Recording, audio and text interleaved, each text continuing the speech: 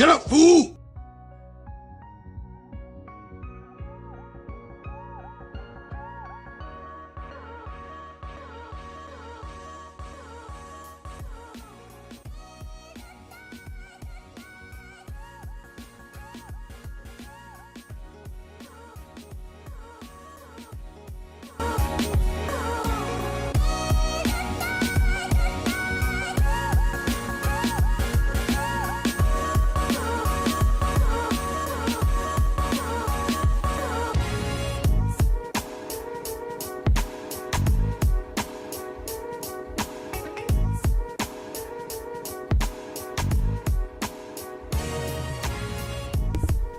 I thought I fixed that. I should be really loud right now, right? Am I like too loud? I've been getting complaints about my mic always being too quiet by some people, usually deaf people. But this definitely is. There's no way. There's absolutely no way I'm too quiet right now. In fact, I should be blasting your ears off. Can I get an amen? Am I blasting? Oh, are we going to get a Godless Girl and Doug conversation? Oh, Godless Girl, are you here? I saw you wanted to enter the other day. Yeah, if you want to come on, I want you to come on because I want to compliment you on something. One thing I've noticed about you, I want to compliment you. We don't even have to talk. You just come in, let me give you my compliment, and then you can leave. It's booming. It's not loud. See, I don't know who to believe. Yeah, see, it is too loud, right? Okay, let's fix this once and for all. This is, am I too loud? Yes, no, just right. Let's throw that one in there.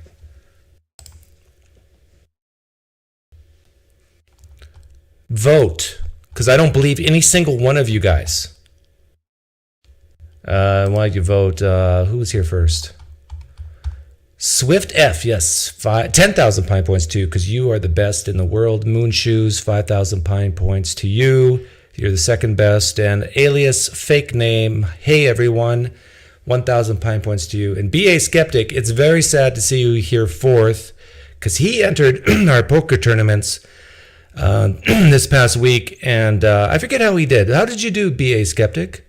You were like somewhere in the middle of the pack in the tournament? And then you chickened out on the cash game, if memory serves. So you did all right. All right. Okay, what's the poll say? Am I too loud? Yes, 70%. Now I believe you. Just right, 14%. So I'm going to turn down my gain a little bit. There we go. Now I watched this because the same Bob who got here fourth recommended I look at this. I hadn't seen this until today. And I quickly perused it, and my goodness, this is what something similar happened to me, because I have a slogan, doubt is a virtue, right? That's a slogan I have. And I remember 2-3 years ago now, Randall Rouser, the apologist Christian guy, God loves the Canaanites, that guy, He gave me a hard time on Twitter about that slogan, doubt's a virtue. And so we're going back and forth on Twitter, which, by the way, is one of the worst forms of communication, because you can't see each other and you're just texting short texts. Anyhow, I explained what I meant by doubt, and I basically said, hey, it's no big deal. I don't view doubt as like a feeling that you can't control, but rather just being open to belief revision and questioning. Like people say, I believe this without a doubt. And I take that to mean I believe it without questioning it. Like I'm pretty much certain that this is true. I believe it without a doubt. And then basically I'm saying we should encourage, if you value truth, you should always say something like, you ought to say something like, I still could be wrong. And if you don't value truth, then you say, no, I'm right, and there's no chance I'm wrong. Now but of course, there's exceptions to that, right? I know without a doubt that I'm not omniscient, that I'm not your God, that I exist, Those are probably some exceptions. And then there's always going to be exceptions to that exception where people say, well, are you sure you're not omniscient? Are you sure you're not my God? But then it becomes the philosophical craziness, right? And so this would have been the Randall Rouser, and Cameron Bertuzzi would be me. But I just said, hey, it's just a slogan. Relax. No big deal. But in this clip that I'm about to show, if you haven't seen already, Cameron pushes back for about half an hour. And Alex is not absolved of his sins from this. He played along for like half an hour. And to me, this is craziness.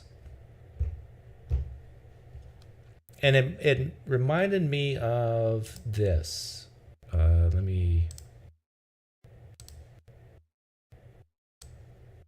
Reminded me of this. This is my IQ versus need graph. Trademark PineCreek. Based on this 30-minute conversation, just based on this 30-minute conversation, relax, based on the 30-minute conversation, this is how I graphed it. Cameron, low IQ, high need. Alex, high IQ, low need. But Alex wasn't at the bottom here. He still felt the need to push back.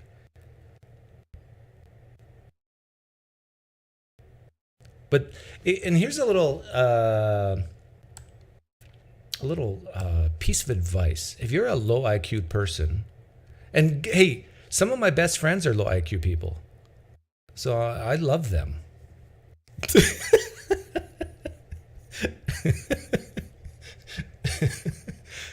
If you're a low IQ person but have enough IQ points to realize you're a low IQ person, really work on this part of your life and lower it. Because you sound a little less stupid if you're down here than if you're up here. You same IQ, but you sound a little less stupid. Now, if you're a very high IQ person, but you're very needy, Randall Rouser, you can sound stupid at times. So no matter what, try to lower your need. And try to raise your IQ. You can actually do that a little bit. Even though you're born with it and you have no free will to change it that much, and you are left with the deterministic nihilism and feudalism and fatalism of your life, you can still try.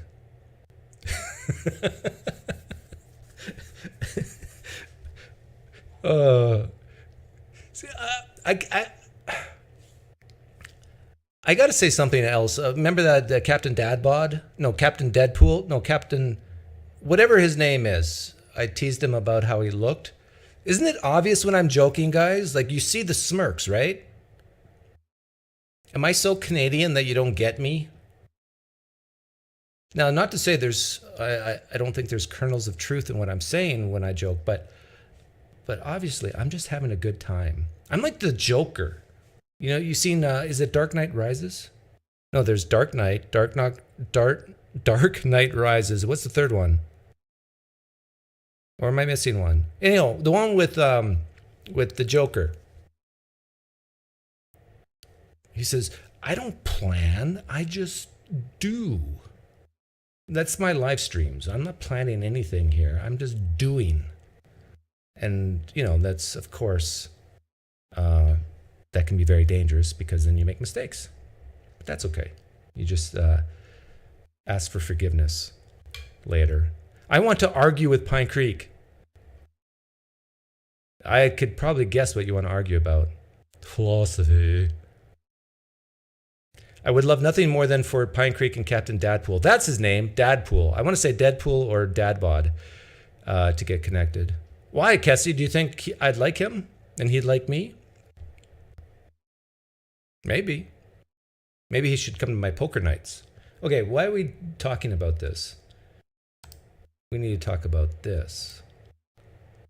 And by the way, the volume is good now, right? And do you hear my air conditioner on right now? Coming up from the vent? Let me know. Well, it's been a lot of fun, and thank you guys for watching. But actually, instead of ending the video, what we're going to do is Alex has his own Christian claim that he wants to discuss with me, Christian slogan, and it's actually from me, something that I talk about a lot. I'll let him explain it, and then we'll have a little back and forth, and then we'll end the video. Well, because you told... Oh, GodlessGirl, can you wait a little bit so we can watch this? Or do you want me to have you on first? Like, what's your time limit here? Could ask another poll. Godless girl, or what do I call this? Caption Christianity.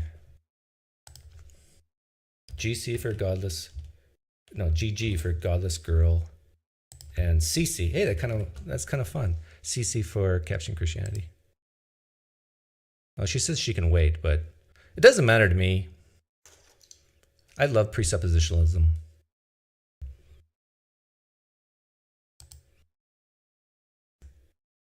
But I still want to compliment you first before you come in. I mean, when you come in. Oh, it's actually closer than I thought it would be. CC first. I'll wait 10 more seconds. It's pretty close. GodlessGirl, you're just as popular as Capturing Christianity, almost. That's great.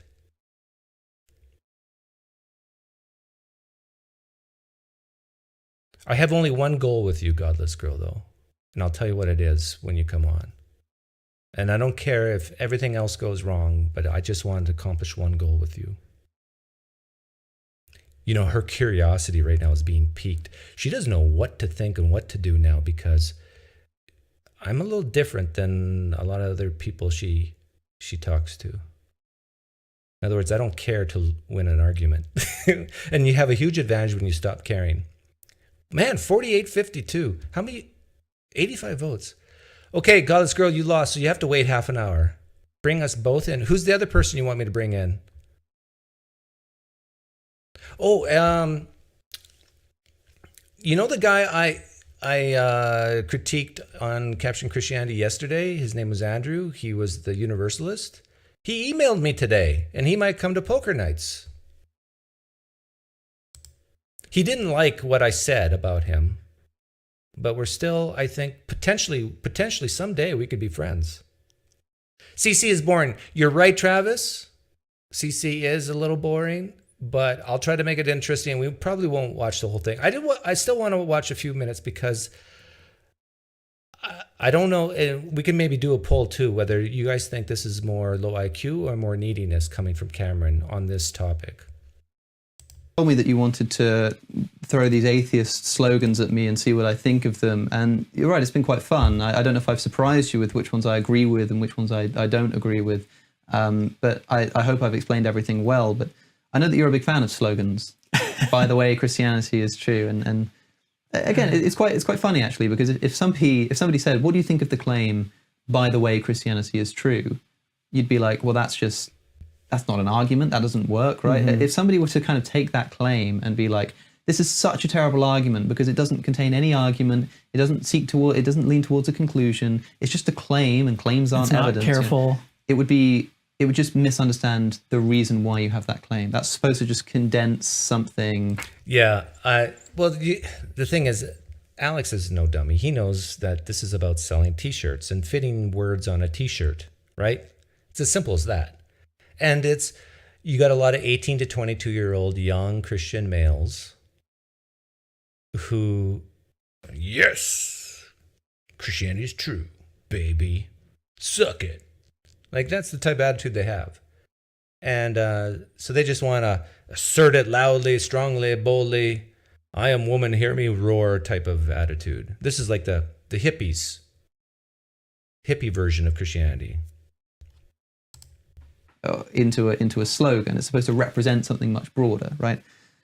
And so one slogan that you use, and you were kind enough to print it on a T-shirt for me, which I can't promise you I'm ever going to wear except when I'm sleeping.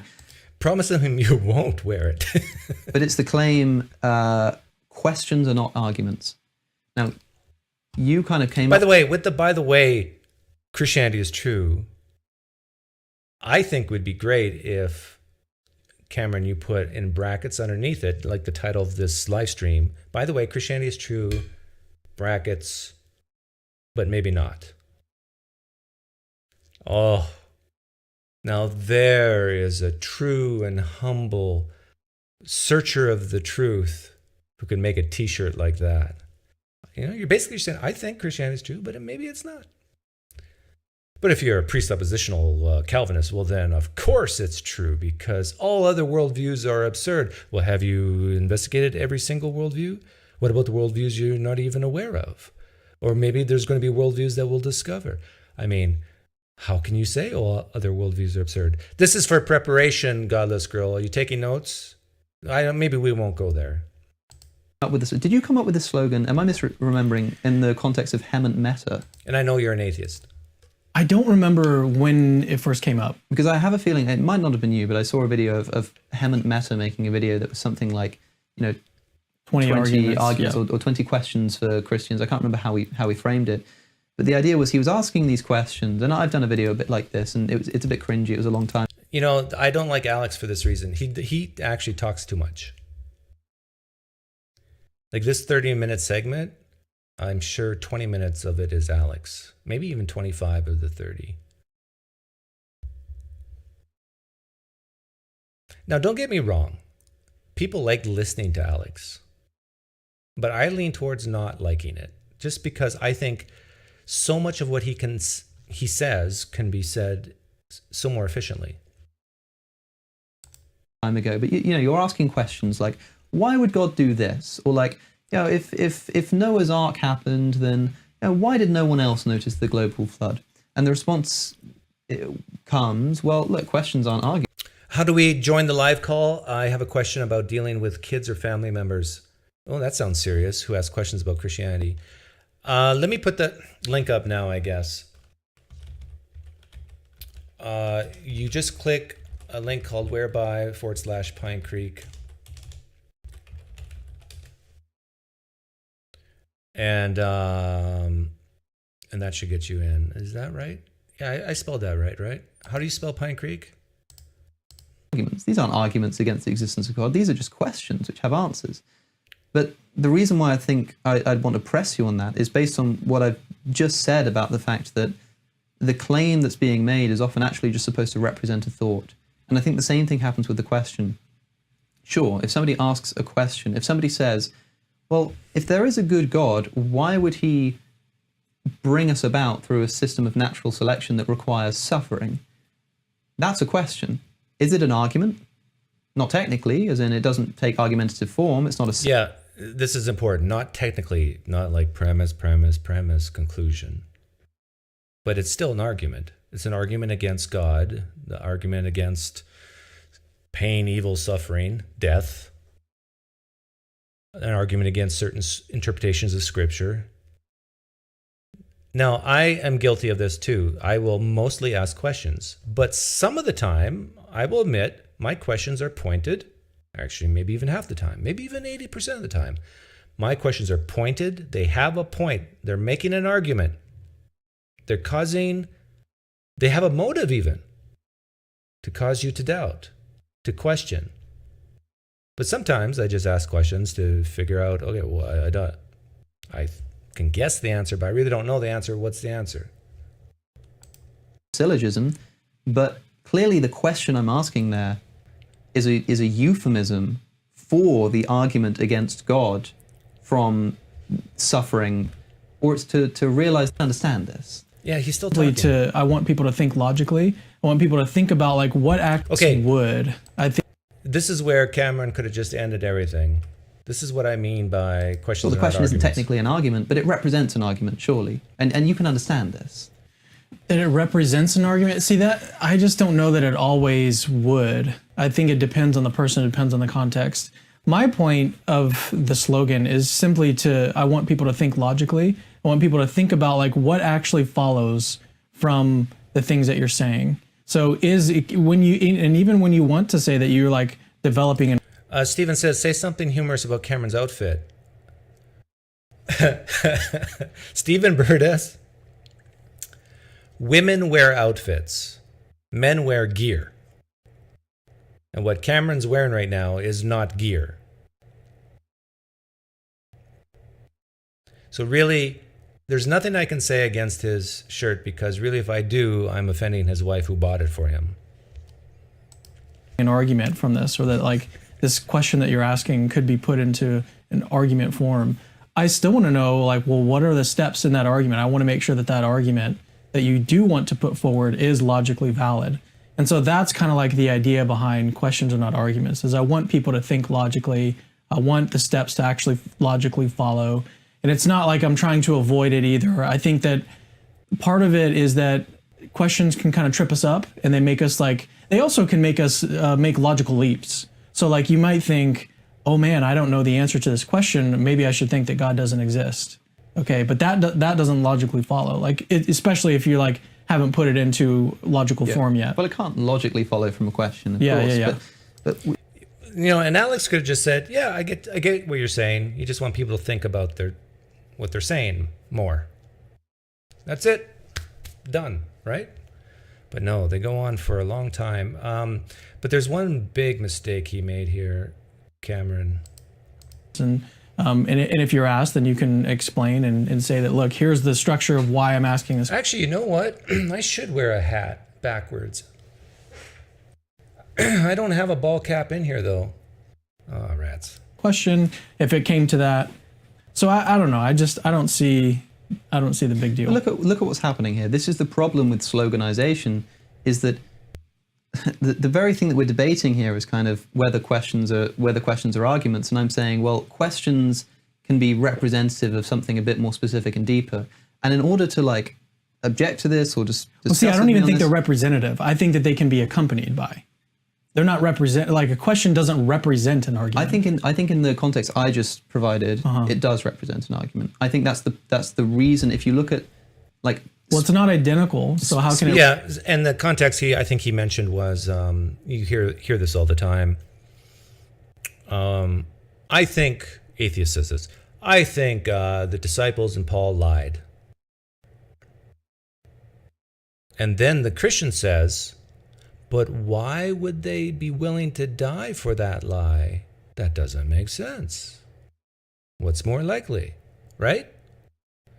The Christian's making an argument by asking that question.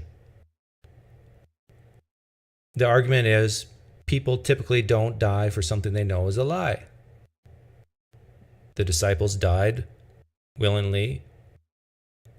Therefore, it's probably not a lie. Represent it.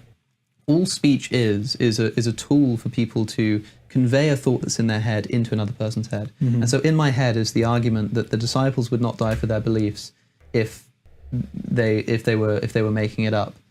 And I convey that thought in that context by saying, but if that's the case, then why would the disciples have died for their beliefs? But the thought that's being conveyed by that speech is an argument, and so it represents that argument. But not necessarily. You're only representing, in that case, you'd only be representing a conditional statement. It wouldn't be like a full argument. But even premises have arguments, Cameron.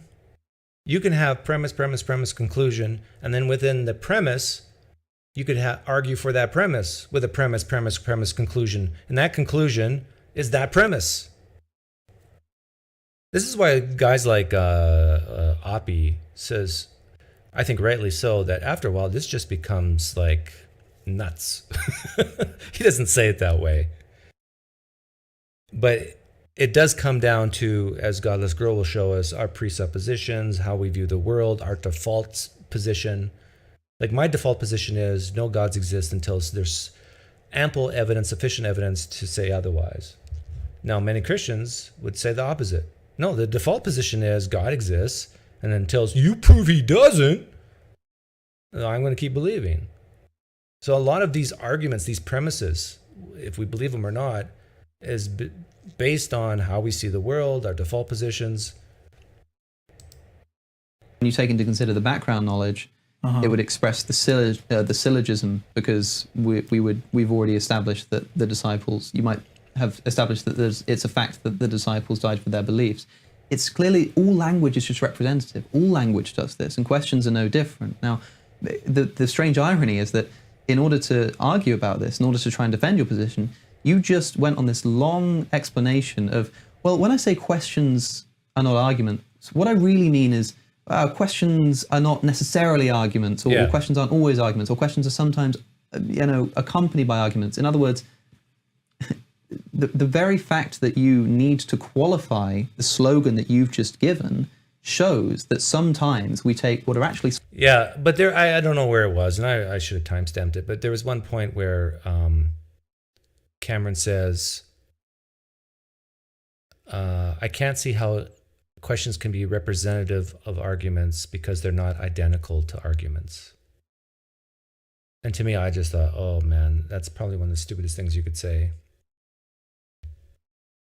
Like, you have such a strict definition of argument then that it has to be in syllogism form. And by the way, my theory is, and this is me psychologizing, is that many theists, I've noticed this with both Christians and Muslims, they will use syllogisms because it's a way to hide. It's a way to muddy the waters in a way, even though it's, for philosophers, the goal is to clear the water and not muddy it.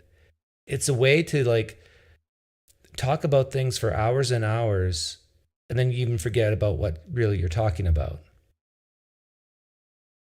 Because you'll go into a premise and then look at arguments for that premise, and then you'll look at arguments for that premise. This is why science is, in a way, so much easier than philosophy. Because you can just say, okay, if I throw the ball up, will it come down or not? Well, let's all see.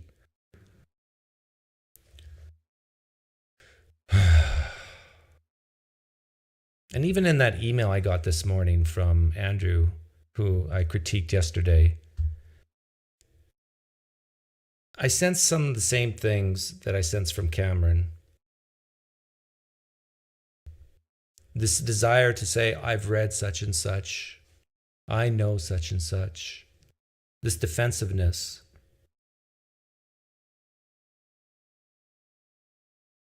This need to be right. Okay, I'll open up the room now. Let's see if GodlessGirl's waiting. That would just be purely speculative. But that's speculation. Oh, thank you, Trent. Where did you come from?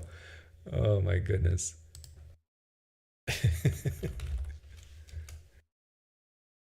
Did I need to put the HT-double-P hockey stick thing on there? Oh, I don't see GodlessGirl. I see Creatine Chris, so he gets to come on first. Whoa, now you're wearing some good gear. Yeah, no backwards hat for me.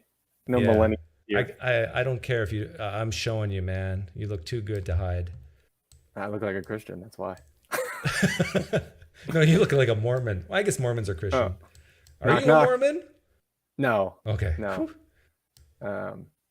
Anyway, so my question, over the holiday weekend, we were on vacation with some extended family, and one of the kiddos had a question. They go, I overheard it. They go, hey, Auntie so-and-so, where's heaven located? Is it above or below space?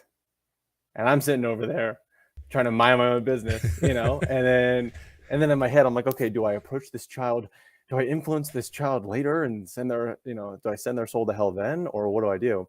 And so I kind of just waited around to see kind of what the answer was, and no one had thought of it. No one kind of gave a very clear answer, and it's obviously frustrating for the child. So I don't know. I thought I would just pose the question to you: what would you have done in my situation to respect the family and not, tell them something wrong? So yeah, I was hoping to get your advice on that. I can tell you what I did, but I'm looking for your advice. So the young girl asks her aunt, where's heaven? Yep. You're sitting back as a bystander listening. Well, at that point, you don't have to do anything. You fold your arms and you smile. I felt compelled by the Holy Spirit to to do something. Well, so. Are you a Christian or non-Christian? No. You're an atheist. Yeah. Yeah. Okay. I would have said, that's a great question, so-and-so. I would love to hear this answer too. And then I would have asked very simple how old is the girl who asked the question? 6, 7. Oh yeah, I would ask 6 or 7-year-old questions like, do you need to eat in heaven? Do you need to poop in heaven? Can you hear sounds in heaven? Can you see colors? Like, really expand on that same type of question and have the Christian realize that there's so much they don't know and that they're guessing about. And some Christians might even say, well, heaven really is where God is right now, and it's intangible, and we don't really know what spirit really means. Well, no, they won't say that, but yeah, I would have just fueled the fire. Okay. In a 6-year-old way. Okay. Yeah. I wasn't sure because I'm like, I don't want to like raise tensions or like, really make this family vacation thing awkward for them, but you can do I it. kind of want to troll a little bit. You can do it in a way that's funny. Like, people will laugh when you say, "Can you like poop in heaven?" Yeah, especially if I'm a 7-year-old, even now, I think that shit's hilarious. So, Exactly. okay. So what did you do? It wasn't until like the next day when I was, showing the kids the beach and stuff like that. And I say, hey, I overheard you had a question for, Auntie so-and-so. And you asked kind of where heaven was located. And at the end of the day, I would say it kind of depends on what kind of Christian you are. There's some Christians that believe that, space is heaven. There's other Christians that believe, there's a dome, and above that dome is heaven. Yeah. And I don't know if I did more harm than good because she's pretty smart, 7-year-old. But and some Christians believe heaven's in your heart. Yeah. It's actually it's in a supernatural realm. But obviously, science can't explain that. So there you go. I didn't want to get into that. So I wasn't sure what you would do to kind of keep the peace in the family. So how did this person respond when you said and then asked questions the next day? We got distracted, and then I decided not to bring it up again because I figured unless I know exactly what I'm going to say, I don't want, her mom to come after me going, what the hell are you teaching my son or my daughter? I don't want to like deal with that. So yeah, we got distracted. I just let it die, but it made me think of you. I was thinking about you on my holiday weekend. Are you the only atheist in your family? I'd say I'm the only one that is willing to say it. I think there's some other folks that are like quietly just kind of keeping the peace so that they don't rock the boat, and they don't bite the nepotistic hand that feeds them, Are you married? Mm-hmm. Yeah. And your wife? Got a daughter. She's 2 and another one on the way in November. Your wife is atheist? I think she's like a cultural Christian where like I like church, I like the morals, I like the values. It's where all my friends were growing up. As far as does she think I'm going to burn in hell forever? I don't think so. I don't think she'd sleep at night thinking that. Good. Good. Yeah. Well, my wife does. Yes, I have heard. I've been a long-time follower. No, I think she thinks that I will come around. She thinks a little bit like Kenny that there will be. You remember Kenny? Yeah. Oh, yeah. He just wants to be your friend. Yeah. While trying to convert you to Christ. He made a prophecy that by early October, something major will happen. And I don't know. I will have to make a choice. He changes on what he says. We got another month to go. Yeah. Don't go outside. So. Yeah, stay in my room. Stay inside. I always do. Go, man. Take care, Chris. Thanks, Pine. Have a good one. Bye. See ya. GodlessGirl. You got to show your face, though. Because I don't want to see two of me. Hello? Hey, can you show your face? Yeah. There you go. So you ready? You ready for your compliment? What's the compliment? Hang on, let me screen capture you here. My compliment to you is how consistent you are, because no matter where I've seen you, whether modern day debate or other places, I've never ever seen you smile. Oh no, I smile. You do? Well, yeah. Actually, you have a wonderful smirk. Well, it's usually when I'm laughing at my opponent, though.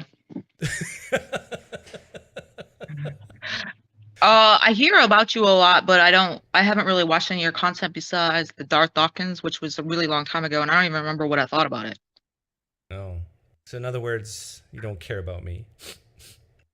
Well, I started following you. Oh, you did? Why? What was the impetus for that? Well, I'm trying to get my channel going. I took a year off YouTube, and it really messed up the algorithm. Don't say that. I appreciate your honesty, but I hate people advertising on my channel. No, I'm not. I'm not.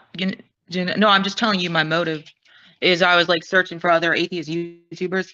Well, it's also because I think I like spend more time attacking my fellow atheists than I do theists.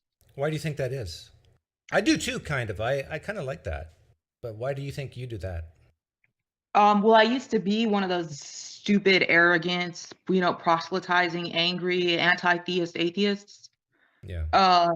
And like then I kind of woke up and realized I didn't even have good arguments for the position, and sorry, I was reading the chat. Yeah. But and I was like, I'm not like that, right? Like, I'm not an angry anti-theist. Have you learned that about me yet?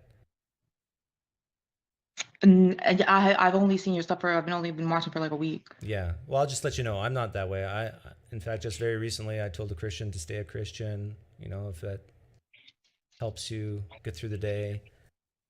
I just like, watching certain apologists and making comments. By the way, I like your nails. Can I see them?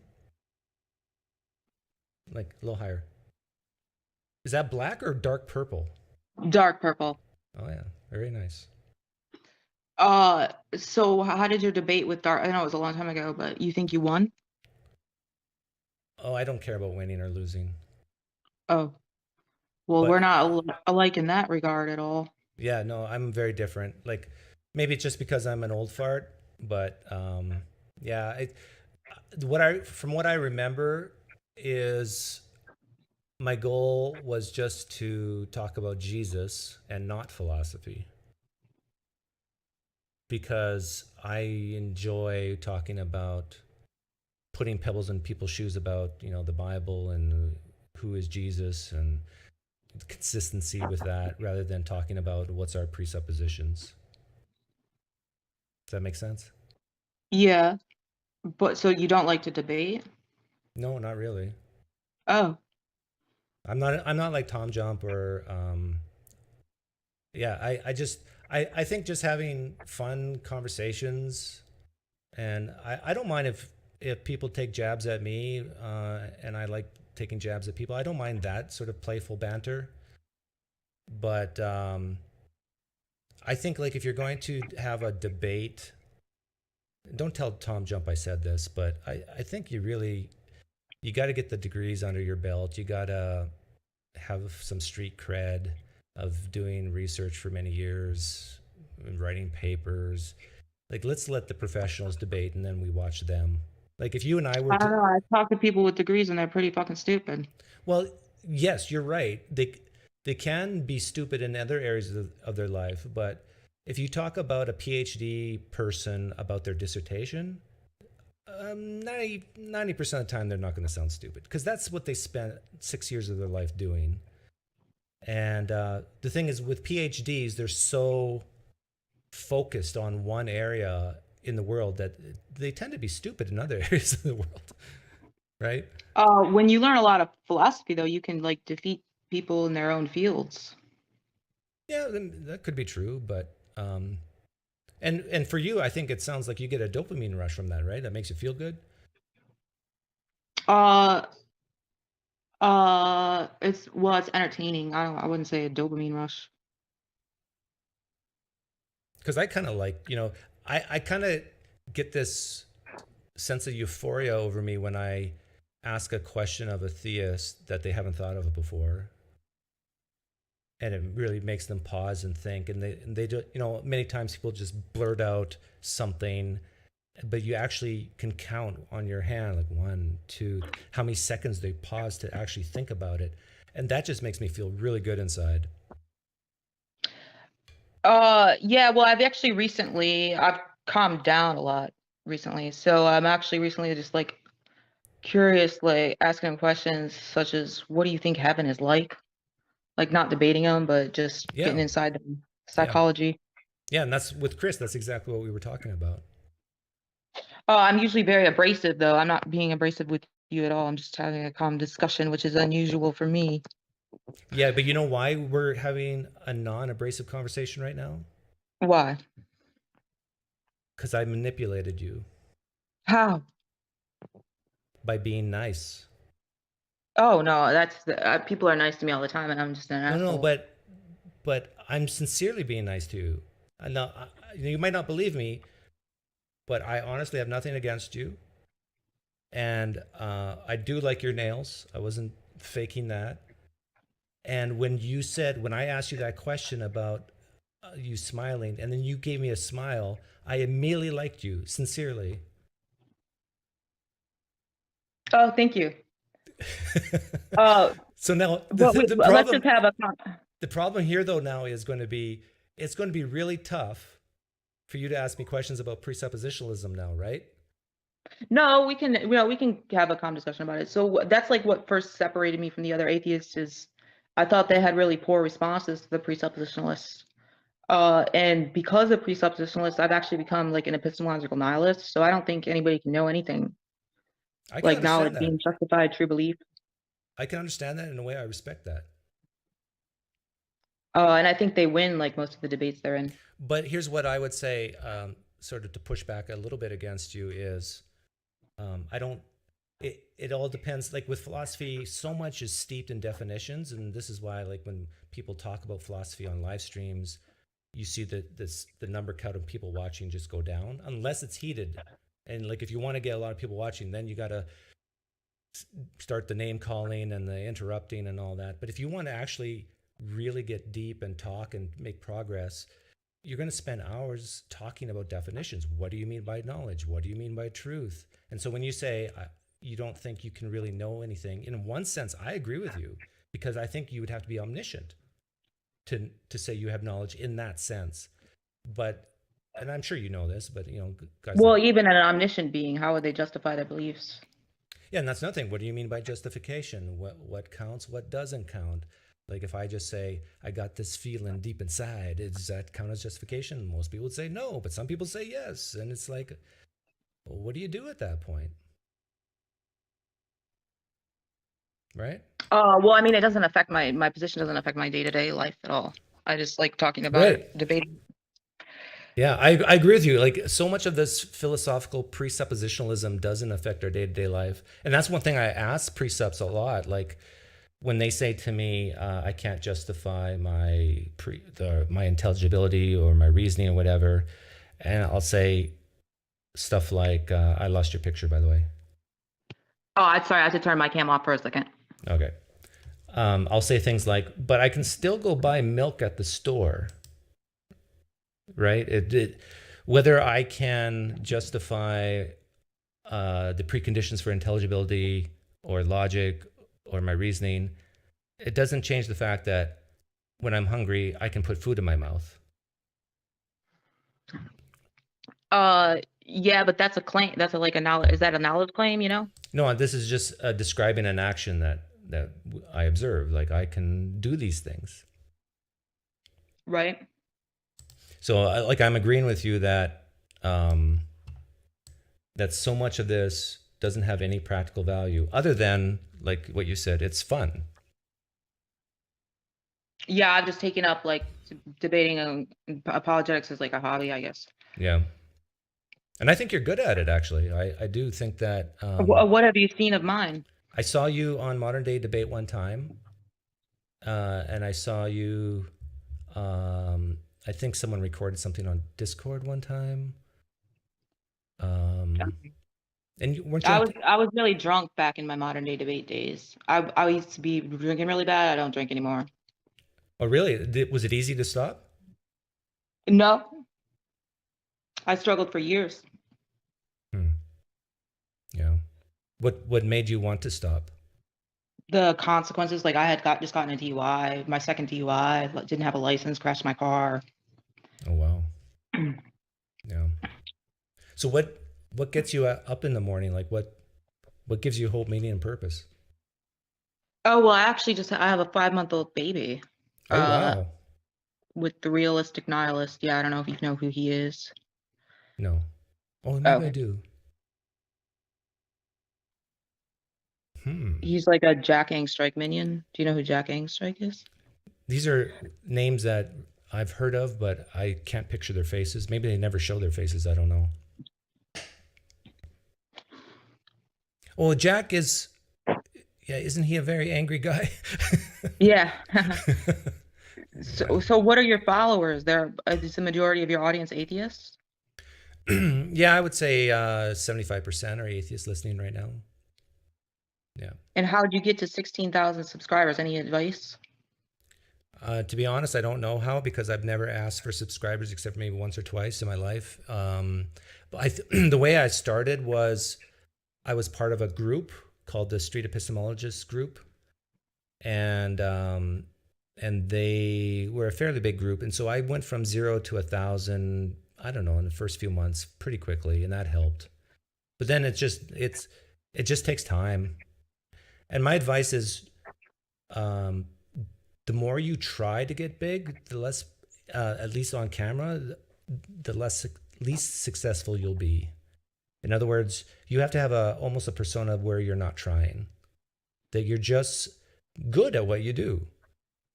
But you can try behind the scenes. Like one thing, I have a friend who has 700,000 subscribers on YouTube, and he taught me a few tricks and how to, like, basically you got to have end screens, and tags are not important anymore, but you got to have end screens. You got to have good thumbnails, but really it's titles and end screens. So before you even go live, you got to have a title that is not clickbait, but yet still interesting, that people wonder, what's this about? Yeah, I haven't really streamed much. I'm just posting video recordings of me and other people debating. Yeah, and I actually do think that pre-recordings is so much harder than live streaming.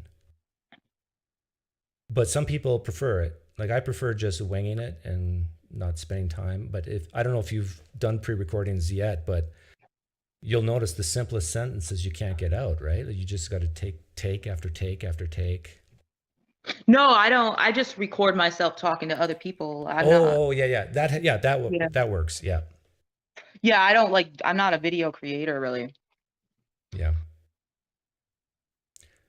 Wow. So you must be sleep deprived right now. 5 months old? No, I got lucky. She sleeps. She gets up for the bottle, but she goes right back to sleep. So. Oh wow, you're lucky. Because I remember I lost like 20 pounds, and I was so stressed. You have kids? Did you tell them Santa Claus exists? No. Oh, see, I want to tell her that Santa Claus is real, but my boyfriend doesn't want me to. Why do you want to tell her that it's real? It was really special to me in my childhood. Oh, really? But not till like a late age. Like there's 9-year-olds that believe that shit, which is kind of sad that they haven't like worked out critical thinking by that time. So were you ever a believer in God? Yeah, I wasn't religious though. I'm just looking at the live chat because some people are probably disappointed that we're having such a calm conversation. Forget about them. I'm enjoying myself. I like it. But you were a believer or weren't? Yeah, until I was like 19, but I wasn't religious. Okay. Just like a cultural type Christian or something? Like I believed in God, but I was never went to church or prayed or anything. And what changed or what happened to make you leave that? So it's like a long process for a lot of atheists. You know, they'll like ponder the problem of evil and flirt with deism. I had just really never thought about it. And I was taking philosophy 101 in college. I'm a college dropout, but I was taking philosophy 101. And for like the first time in my life, it was seriously suggested to me that maybe no gods exist. And I thought about it for a minute. And I like just instantly deconverted in that moment. I realized, oh yeah, there's no reason to believe that shit. Yeah. And it wasn't until a few years later that I got really into apologetics and the atheist movement and stuff. I used to care about dumb shit like the atheist movement. Yeah, I'm not a type of guy who is big on the atheist community at all. Like I'm kind of a pariah in that sense. I don't know why. Like when I was a kid, when neighbors would come over, I would hide. Like I just wanted to be by myself a lot of the time, or with my sisters on the farm. So I like community, but for me, it has to be really small. Have you talked to T-Jump before? Yep. Don't you think he's an idiot? No, I don't think he's an idiot. I think his style is different than mine, but we share a lot of the same thoughts on a lot of things. Why did you two have a fight? Oh, well, I just think that a lot of his positions are ridiculous, and he doesn't, I don't know why he has so many people who think like he's a good debater with followers and stuff, because like take his position on morality is just like something he pulled out of his ass, and doesn't even understand like in philosophy what the different positions are. Yeah, I don't share his view on philosophy. I mean, on morality. But like, what was besides morality? What's the biggest thing you disagree with him on? Well, he's a physicalist, and he can't defend that position probably. Like he thinks everything is material, like even the mind. Nothing is immaterial. And what does he say? Why does he think that? I don't know. I'm sure he has reasons, but I don't remember what they are. Well, maybe he's right. You gotta listen to his reasons, right? Yeah, that's true. But I mean, I'm sure I have heard them before and dismissed them for some reason, because I've watched debates with him doing it, talking about it. Like what I say is like, whether we're in the matrix or not, we live our lives like the materials around us. We can run these tests and make predictions and see if they come true. And so whether it's material or not doesn't really, I mean, we use these words and it helps us live. Like, do you think the material exists? Yeah, no, I'm saying he's a physicalist, that meaning he thinks everything is material. Right. I'm not talking about, Yeah. so like, even like when you experience the color red, he thinks that's made of atoms. Oh, yeah, experiences. But doesn't he say it's like a property or what do you call it? When we experience red, it's like digestion. It's not really a thing. It's what a thing does. I guess I don't understand what you're saying. So experiencing red is not really a thing. It's He would say it's a brain state. Yeah, but he's basically saying experiencing red, you can't weigh it. He would admit to that. You can't say it's that many grams, but he would say the part of your brain that experiences red, you can weigh and say it's that many grams. But for me, like it's like if consciousness is immaterial, I'm open to that idea, but I think there's tests we can run to figure that out. Well, I don't know about that. There's like the privacy of one's mind. So if truly everything's physical, we should be able to access their experience, right? And we can't do that. Maybe someday we'll be able to. Like if we could upload people's brains, like have you seen Westworld? I saw the first season. Okay. Yeah, in the last season now, they got the full consciousness uploaded into mainframes. If that were true, would that change your mind? Say, oh yeah, maybe all consciousness is material. Yeah. Yeah. Same with me. Like, and I'm open to the other way around. Like if we could have people kill people and bring them back to life reliably, and have them read numbers in spaces where they can't see it. If consciousness is immaterial, then it doesn't matter if you have eyes. You can see things. Hear things, right. Know things, yeah. I actually have to get going, but nice talking to you, Doug. Okay, nice talking to you too. All the best.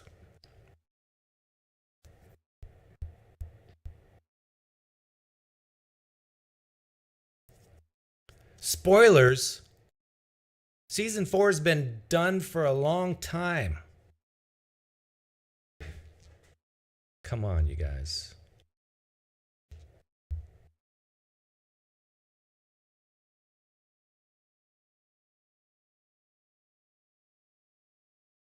Got to run a poll here.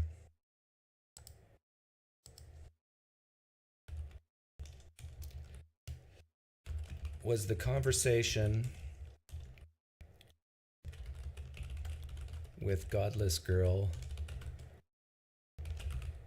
what you expected?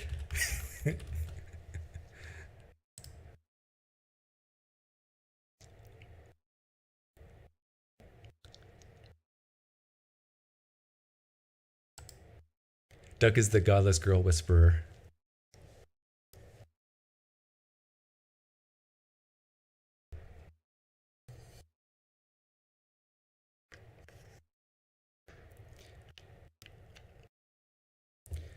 Jerome, your comment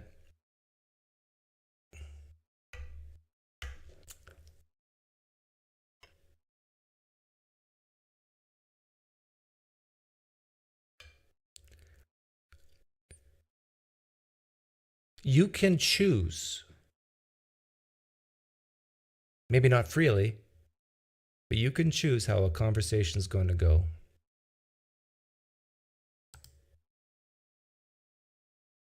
Oh, I'm pleasantly surprised. 60-40.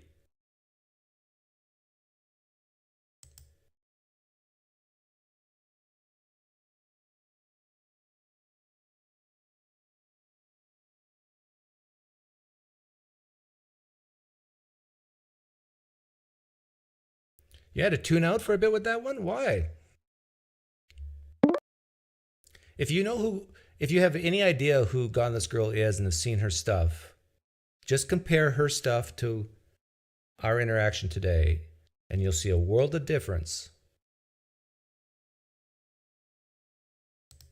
JJ.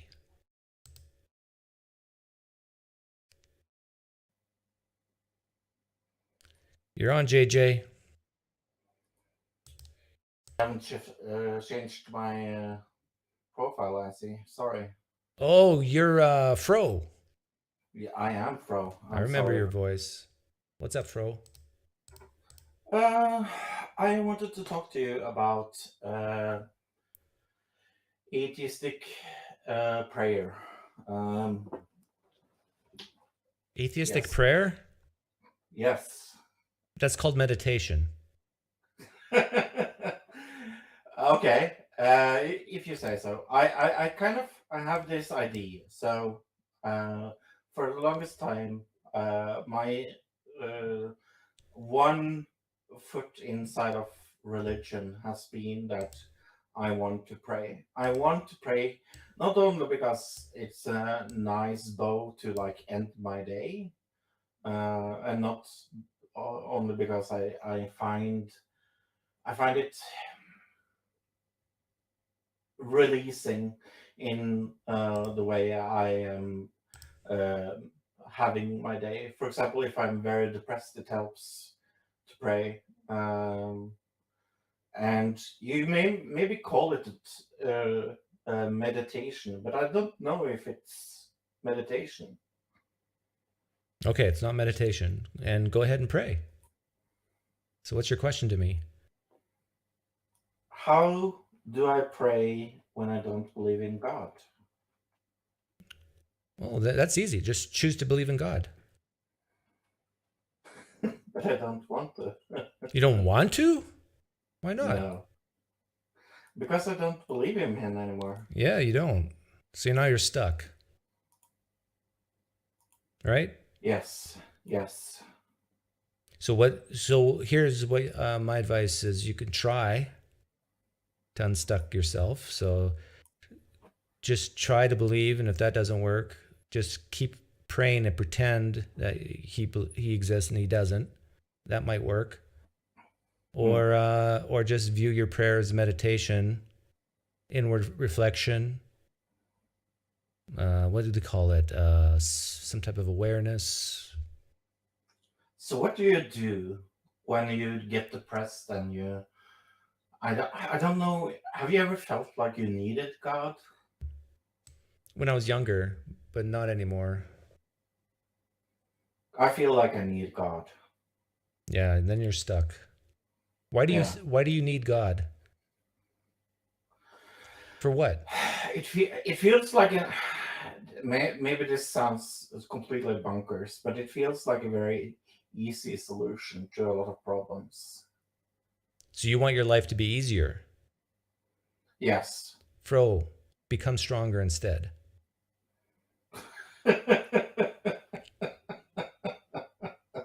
Yeah, that is the solution. You had a dad, right? Yes. Is your dad still living? Yes. Didn't he ever tell you that? Life's not fair, never will be. Life's hard. Yeah. Yeah, he taught you that. Mm-hmm. Or your mom. And so wake up in the morning and say, life is hard, life is tough, nothing good is promised to me. I could die today.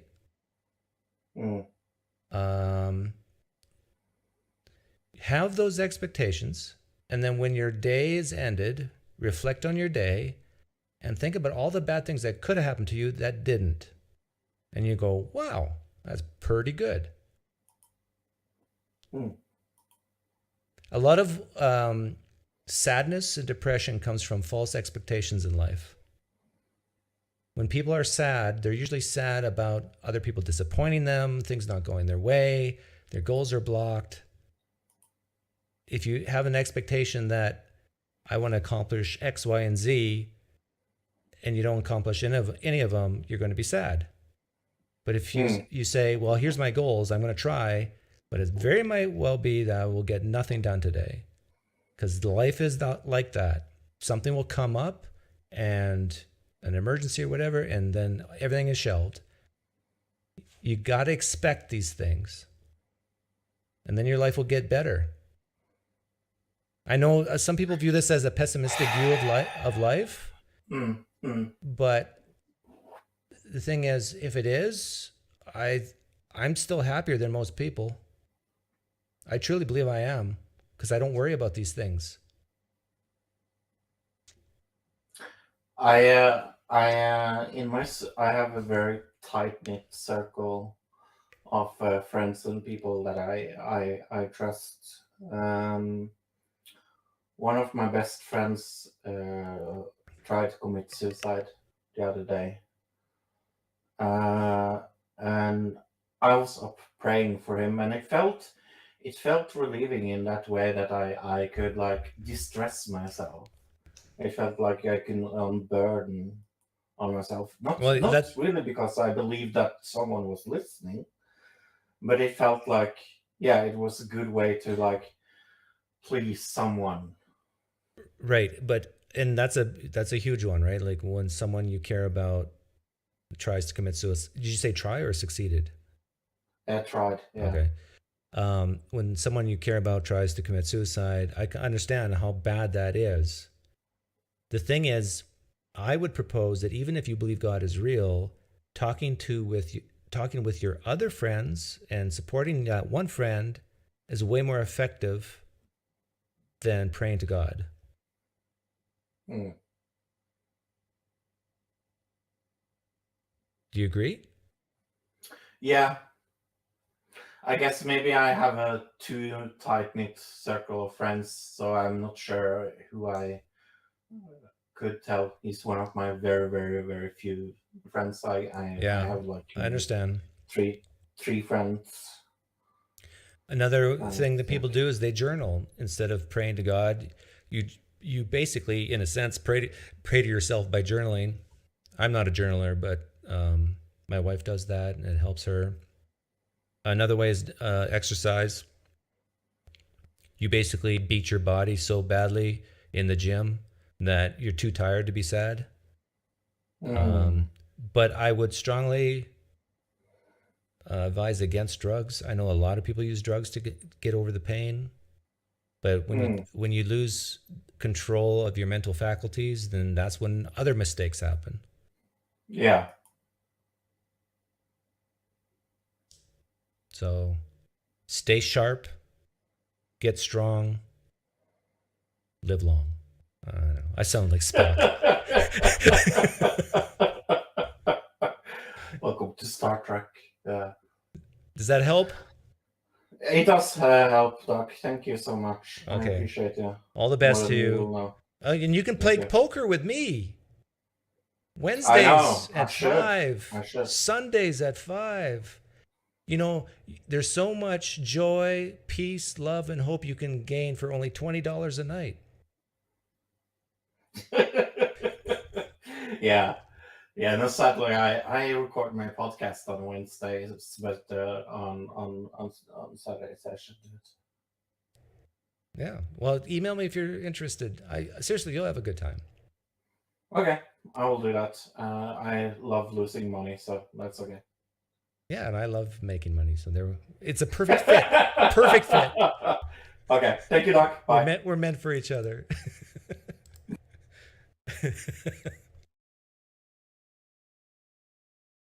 Wow, this is good. I'm 2 for 2. Had a great talk with GodlessGirl, great talk with Fro. But my expectations are so that the next call is going to suck. Okay? That's my expectation. So who's going to be my sucky call? Please call in. Doug uses his subscribers for happiness. Shh, James, shh, hush.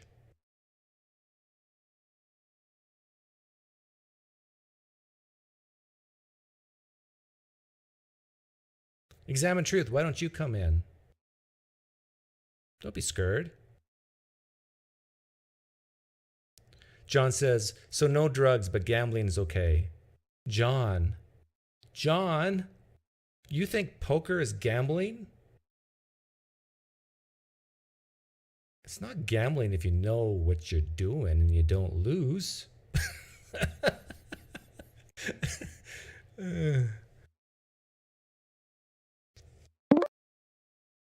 Kathy.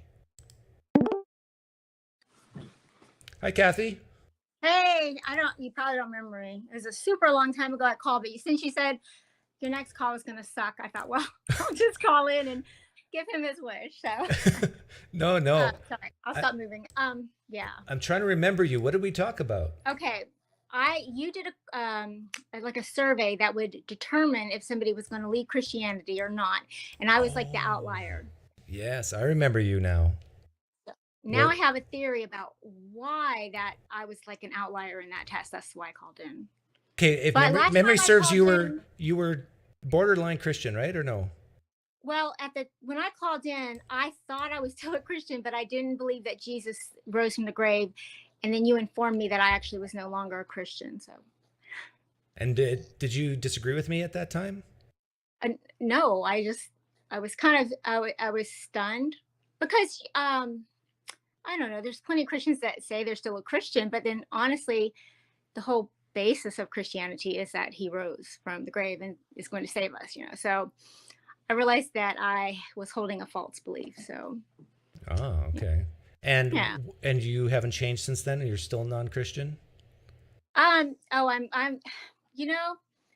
definitely not a Christian, but I do still feel so angry when people talk really religious around me, even if they're being really sweet. So I'm not sure like what that says about my beliefs really, because why would I be so angry if I didn't absolutely, Oh, that's good self-awareness. It's like I'm just kind of questioning that. So, So I think the reason I was an outlier on that, I don't have to talk about this, but no, go ahead.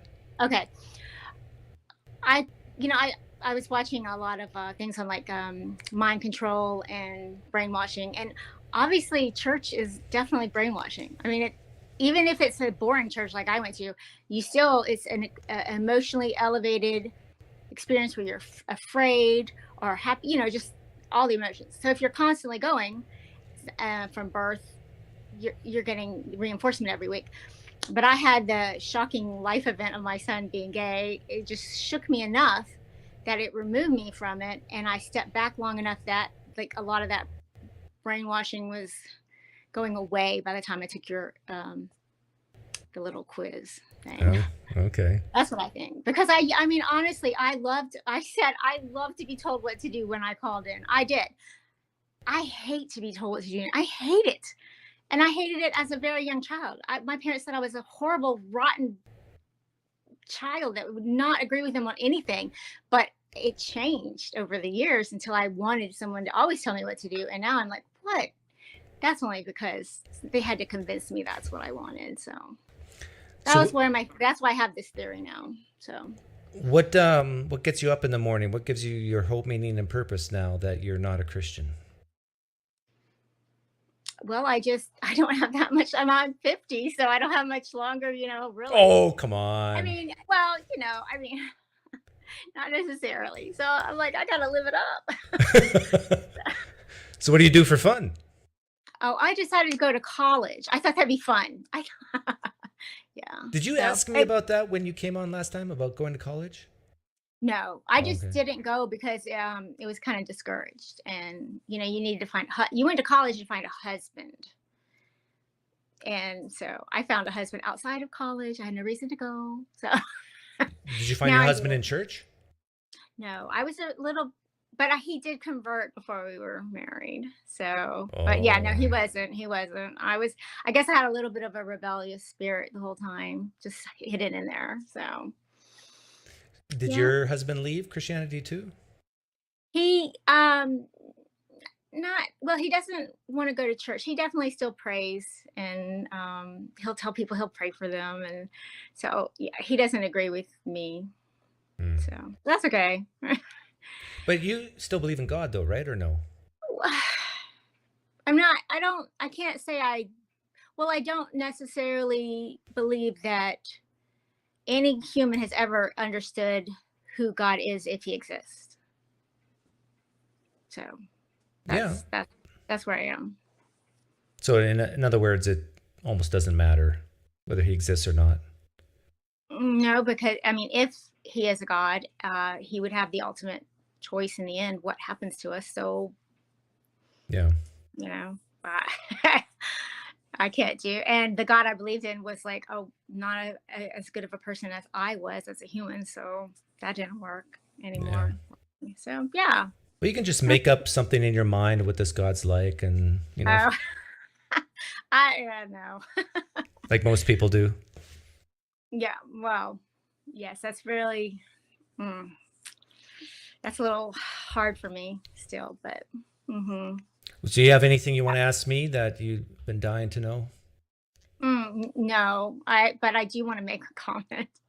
I when I first started watching you, I thought you were so nice. I mean, like, I'm not saying you're not nice, but I was always like, wow, he's being so nice to the people that are calling in, and I would think that. I don't know. But like I was like, oh, that's great. And then now that I hear other people call in and they're like, oh, you're just so nice. And you're like, yeah, but I'm not your friend. And now I understand what's going on. I did it at the beginning. I was totally just. Oh, wait a minute. Now you understand what's going on? What do you mean by that? Yeah. I mean, like you're being kind. That's impolite. You're not, but your goal isn't to comfort them or help them feel better in their position or just. Well, I made Fro feel better. It's a tool. It's a tool you use. That's what I'm saying. It's a tool, but yeah, I'm not trying to say anything. I'm not. Well, no. I know what some people are thinking right now. They're thinking, well, that's insincere, right?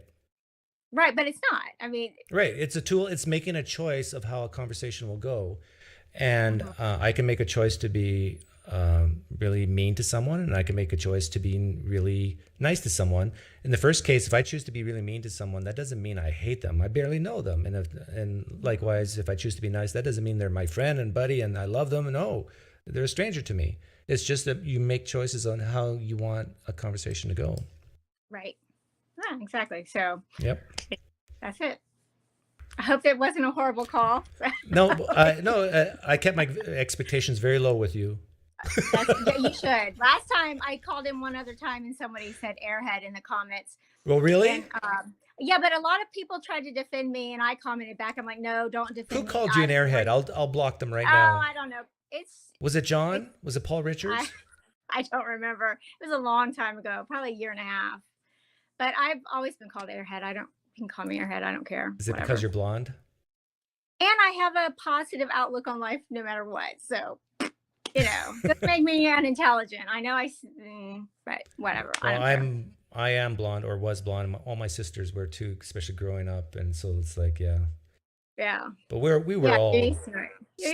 and smart. And yeah, you're much smarter than me. I know that. But, and you were nice to me. You actually did give me a break the first time I called in, because you asked me a question repeatedly and I kept answering it in the same manner, but I wasn't answering it. I wasn't thinking. And you were just like, you're like, okay, well, it was nice talking to you, and you hung up. So I did. I did that to you. Yeah, you did. Yeah. What was the question I asked you many said, times? What do you think about a God who, like, because my son was gay, and I was like, well, I just can't believe in a God who would create someone to put them in hell. Like, just can't believe that he would do that. And I can't remember what question you were asking me, but I kept just saying, well, God wouldn't give me a son. God, I don't know. I can't. It was too long ago. Was it something like, if maybe Christianity is true and practicing homosexuals will go to hell? Maybe it was something like, did I ask you, would you worship that God? Maybe, or believe in that God, and I just kept saying, but really what you're looking for is me to realize that God would be a monster. Basically. Yeah.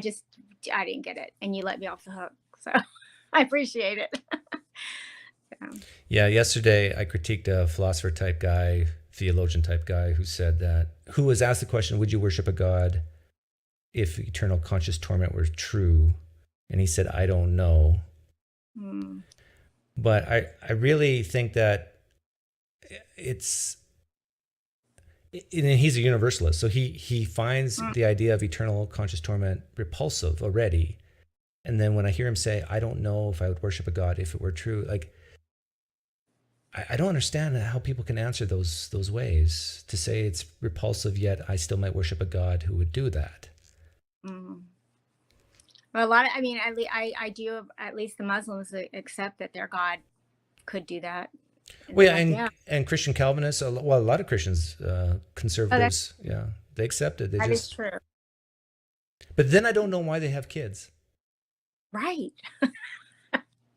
Like, someone, maybe a Christian can come on after Kathy here and tell me the answer to that. Why have 5 children when probably 4 of them are going to go to hell? Yeah, well, see, I prayed to God while I was pregnant that I would have a miscarriage if either one of my children were doomed for hell. Period. Yeah. Oh, my. I was serious. I would rather suffer the loss than then burn in hell forever. I mean, that to me was... Well, but did you think about that before you had coitus?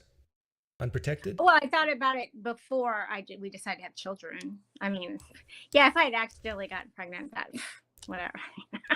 But I did before I actually made that decision, because I took it very seriously. I was adding a soul to this world that could burn. And I mean, that was I'm going to say something shocking, and most people are going to hear this, and they could clip it and take me out of context, but that's fine.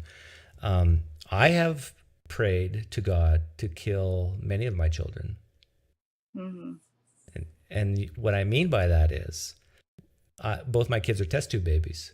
And when my wife, the second time, the doctor went against our wishes. We were both Christians at the time. Or I'm not, she is still. And at the time, the doctor fertilized, I think, 12 eggs. And we only wanted 4 or 3, I forget. And so I prayed to God as a Christian to kill my children, please, because I do not want to put my wife at risk. We do not want triplets and twins and 10 kids or whatever. Please, God, start killing off my offspring. And it's just weird how that these prayers even exist once you start believing these crazy things.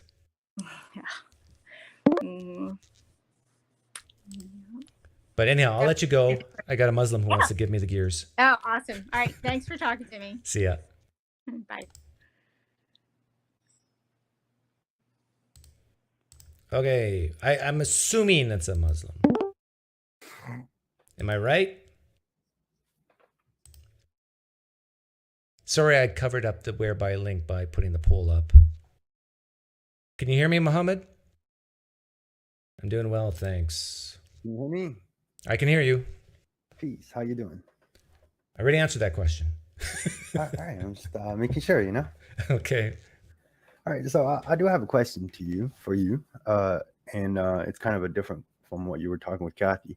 So I believe in Christianity is that if someone claims that they believe in that Jesus died on the cross, right, that they get saved, and no, they're like, well, so that's not what most Christians believe, that the death of Jesus saves you. It's accepting that Jesus is the Lord and Savior and that he died for your sins gets you to salvation. Is that correct? It's the triumph over death that saves you, in that, yeah, you accept, confess with your mouth, take up your cross, be one of God's elect. But the death alone is not the salvation. It's the death and resurrection. Okay. Sorry. Yes. That's all right. You're not a Christian, right? No. Okay. So you're forgiven. Thank you. Appreciate that. But now my question is that, well, from my name, you might guess what my beliefs are. So my question is that every time I do have certain debates and conversations with Christians, they tell me, well, in Islam, people say that your deeds are the one that gets you into heaven, right? But then that's an argument that Christians have against submitting to God, or submission, is just because I believe that anyone who gets saved by Jesus, they all get the same reward. Is that true or false? Christians differ on that, but I think a lot of Christians say that's false. False in the sense that people have different rewards? Yeah, there's different levels of heaven and different levels of hell, that each one will be rewarded and punished accordingly. Okay, so that argument that Christians present to Muslims, saying that your deeds is not sufficient, that your deeds aren't what gets you into heaven, that's not something that's mainstream? Well, with many Christians, there's no absolutes here, because Christians all differ slightly, different denominations and so forth. But there is an on and off switch. It's like either heaven or not heaven. But once you're in heaven, some Christians believe that you might have 3 mansions and the other person only has 1. You have 3 crowns or jewels in your crown. Another person only has 1. Hitler will be in like the worst form of hell, but me, I will be poolside. Poolside of what? Poolside next to the lake of fire. Come on, man. You can't say that about yourself. With a great view. Yeah. But I think I know where you're going with this. You're basically saying that Christians are making this claim. Islam is all about deeds, do. You got to be good enough. Your good deeds have to outweigh your bad deeds. Whereas the Christians are being kind of hypocrites, because they kind of believe that too, especially when it comes to the levels of heaven. And I would say they're being hypocrites in the sense that there's definitely things in the New Testament that say, if you live a life a certain way, you shall not inherit the kingdom of heaven, which makes it very clear that your actions matter. And then in the book of James and the book of John, many other places, the New Testament is very clear that faith without works is dead. So that's do. And so I hear the point you're making. Is that the point you're making? Yeah, actually, you nailed it on the head. It's just like, for me, it's like when someone tells me that other side is like, no, everyone's going to get whatever in heaven. It's like, then someone who worked as hard as Moses to serve God and to call people to God and make such like a good place for the children of Israel, that he gets the same reward as someone who's like, just, went with the mentality like, oh, I'll sin and God will forgive me. It's just not equal, it's not fair at that point. But also, to add to your point, like, the reason why for us deeds are important is God is a king and we serve the king. This king doesn't need us, but the more work we put for him, like, the more we become better individuals. And, like, our reward is not material things, but it's our reward is that relationship with God.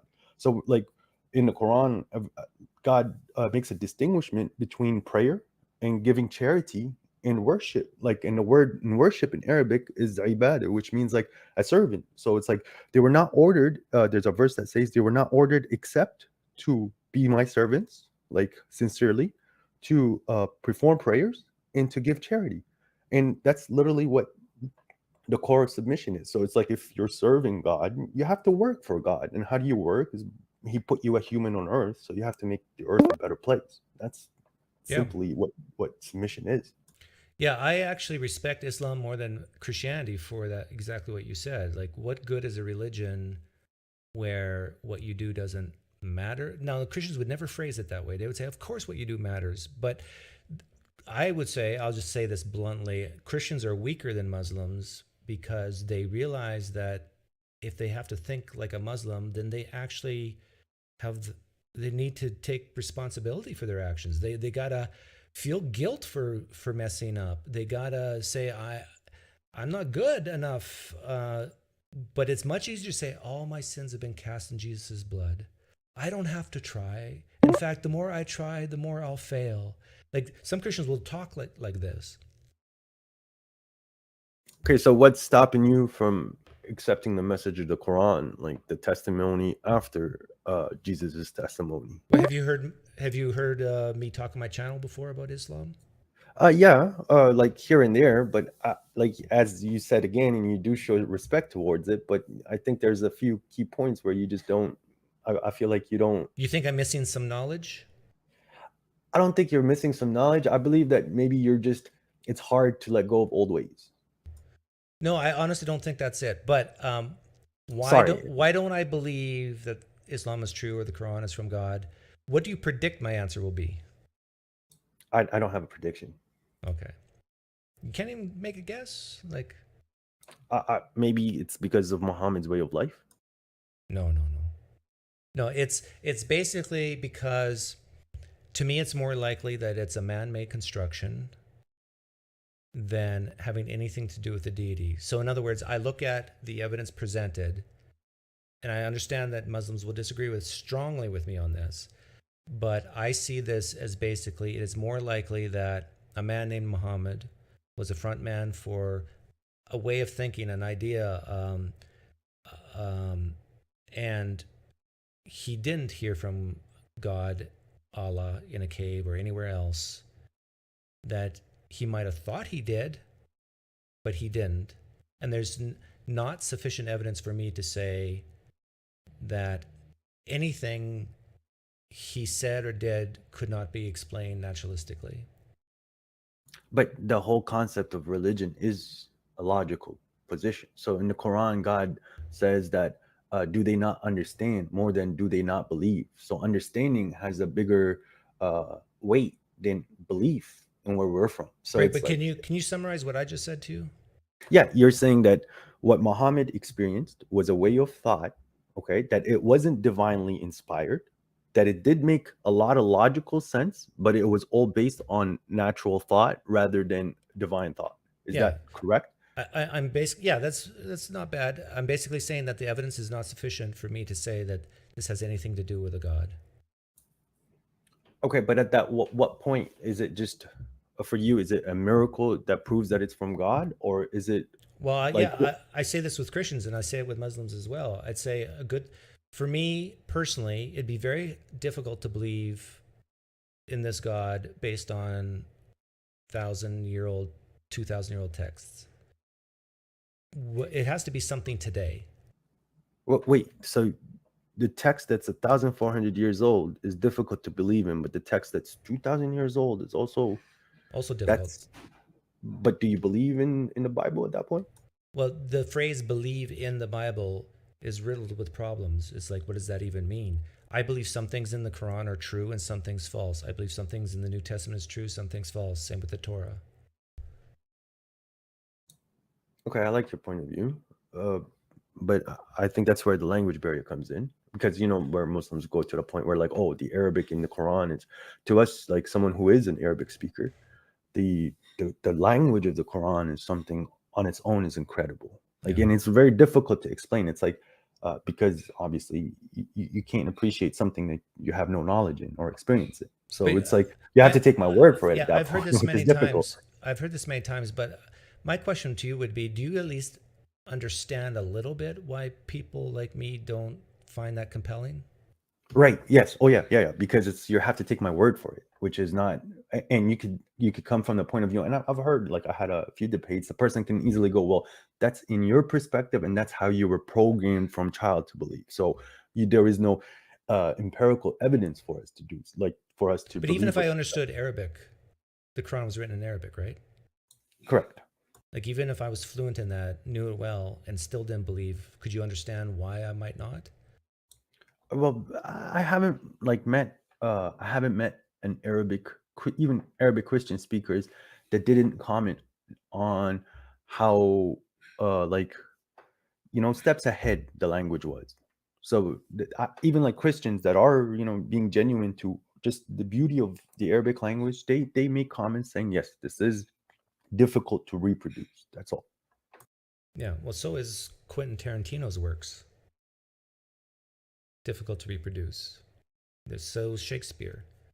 Difficult to reproduce. It can be done, but there's a reason why it's difficult to reproduce what Michael Jordan did in basketball. But now we're talking about religion. So these people, I know, but there's a general Shakespeare. You get my point, right? There's always going to be that one book or that one person who is better than everybody else, but that doesn't mean that has anything to do with a God.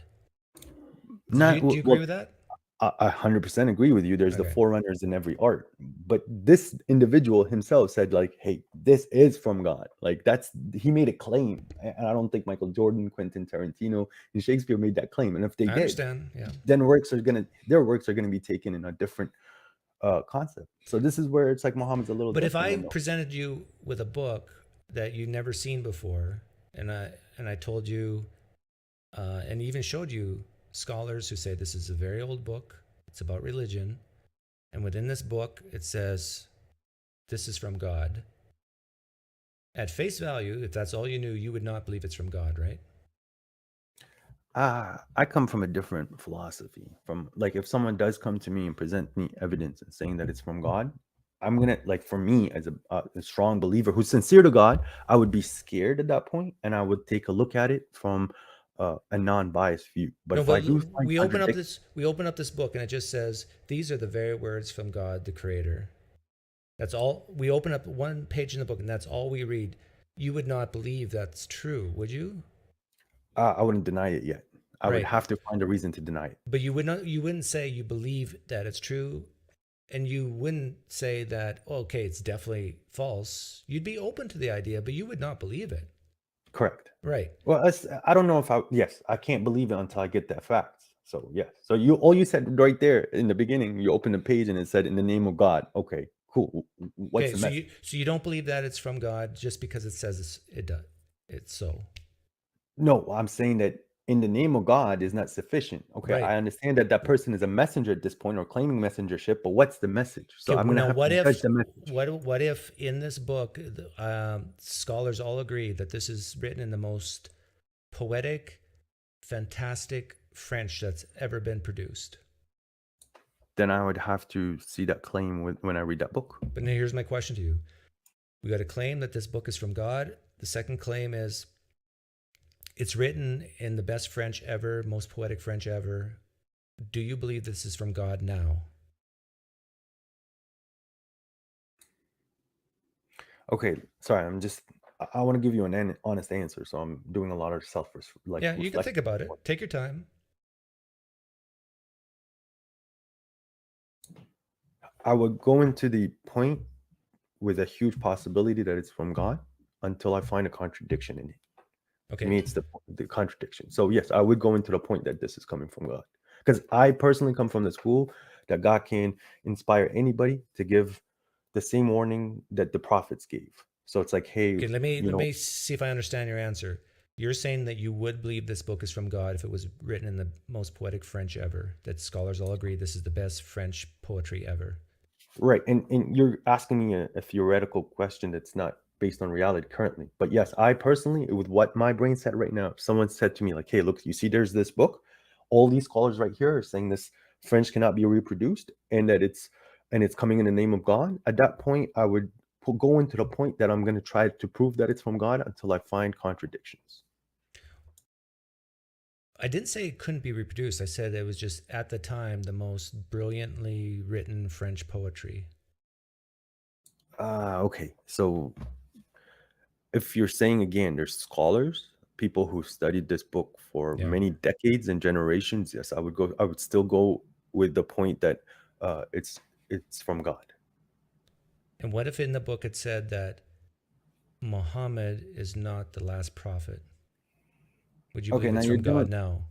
you're doing a lot of what ifs. I know If this that, is all what ifs.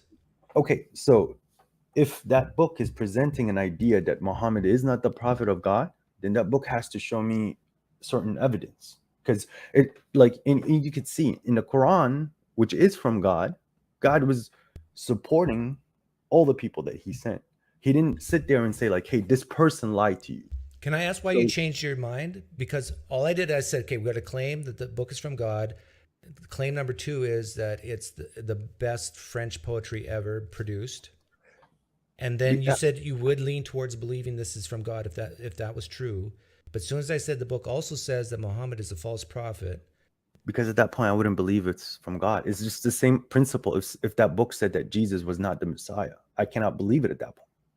It would shake my core. Why would that outweigh the best poetry in French?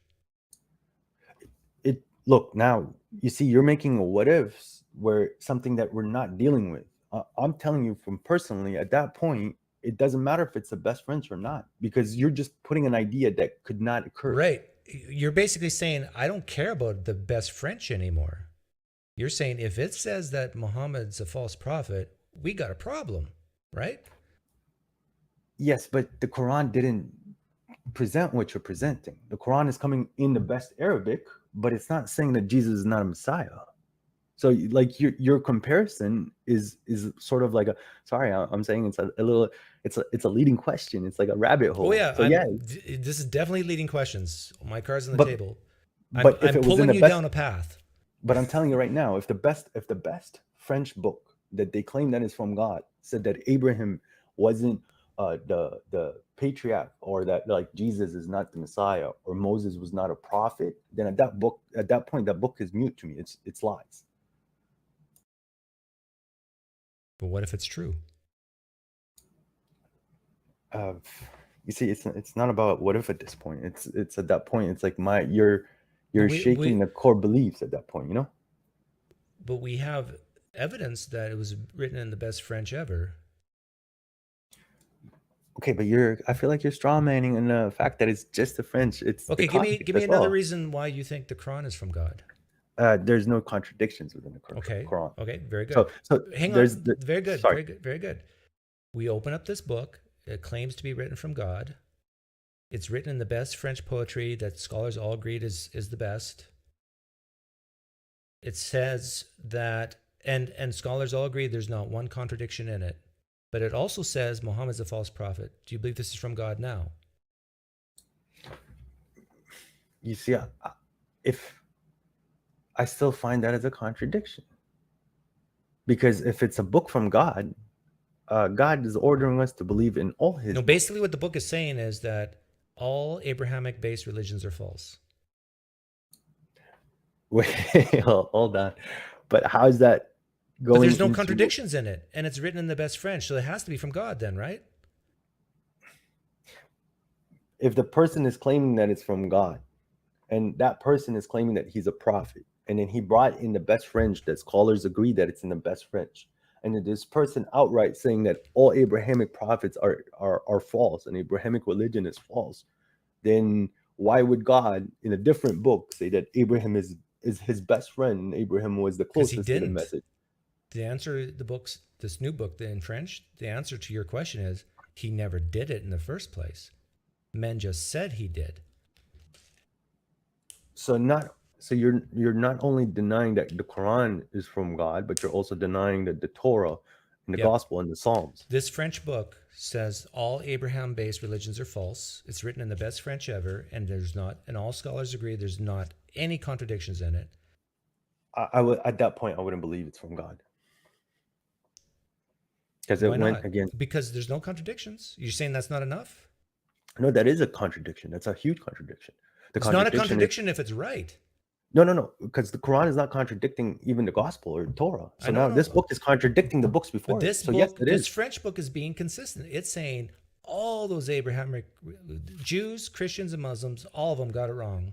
But that's not consistent of what the Abrahamic It's very religion consistent is with teaching. itself. It's Within itself, yeah, right? But the Quran is consistent with what came down before it. Oh, really? Yes. Oh, yeah. 100%. Not everything, though, right? Not everything.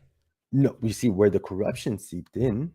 God was correcting that with the Quran, but he didn't contradict what God brought down before. So the Quran, it doesn't agree with the corruption that's sunk in, right?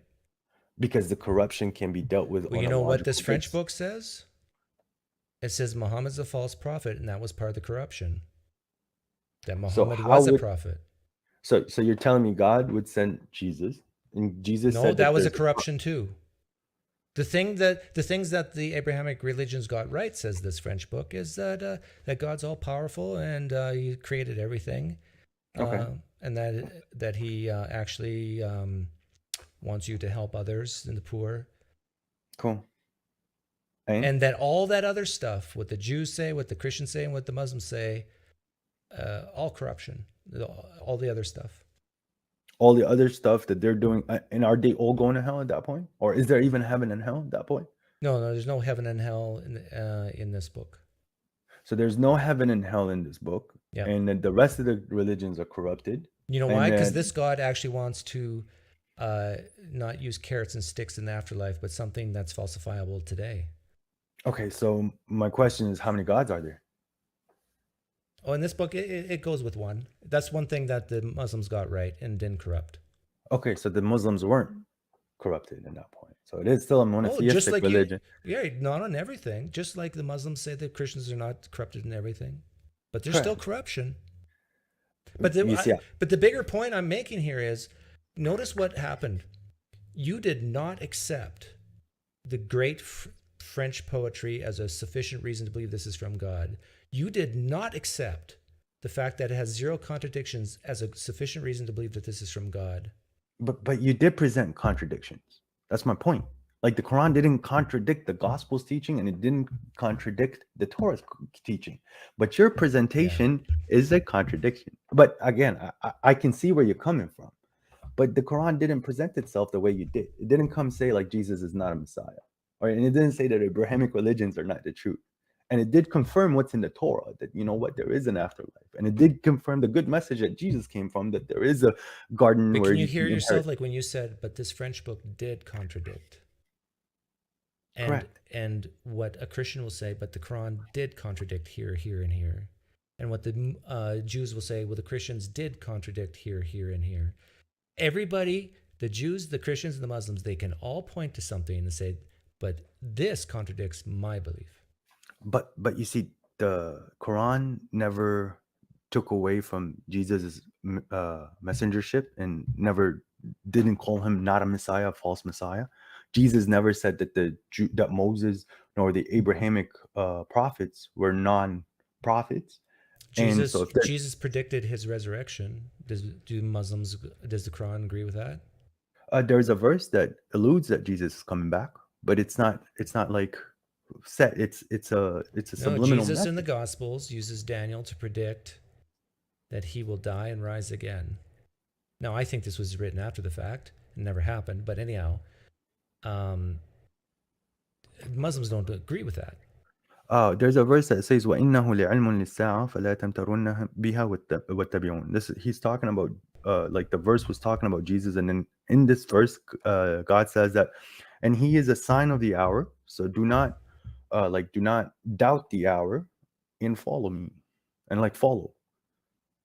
And that's the straight and narrow path. Like that's what the verse is saying. I'm just replying to your comment that Muslims believe, or the Quran says, or doesn't deny Jesus as the messenger from God.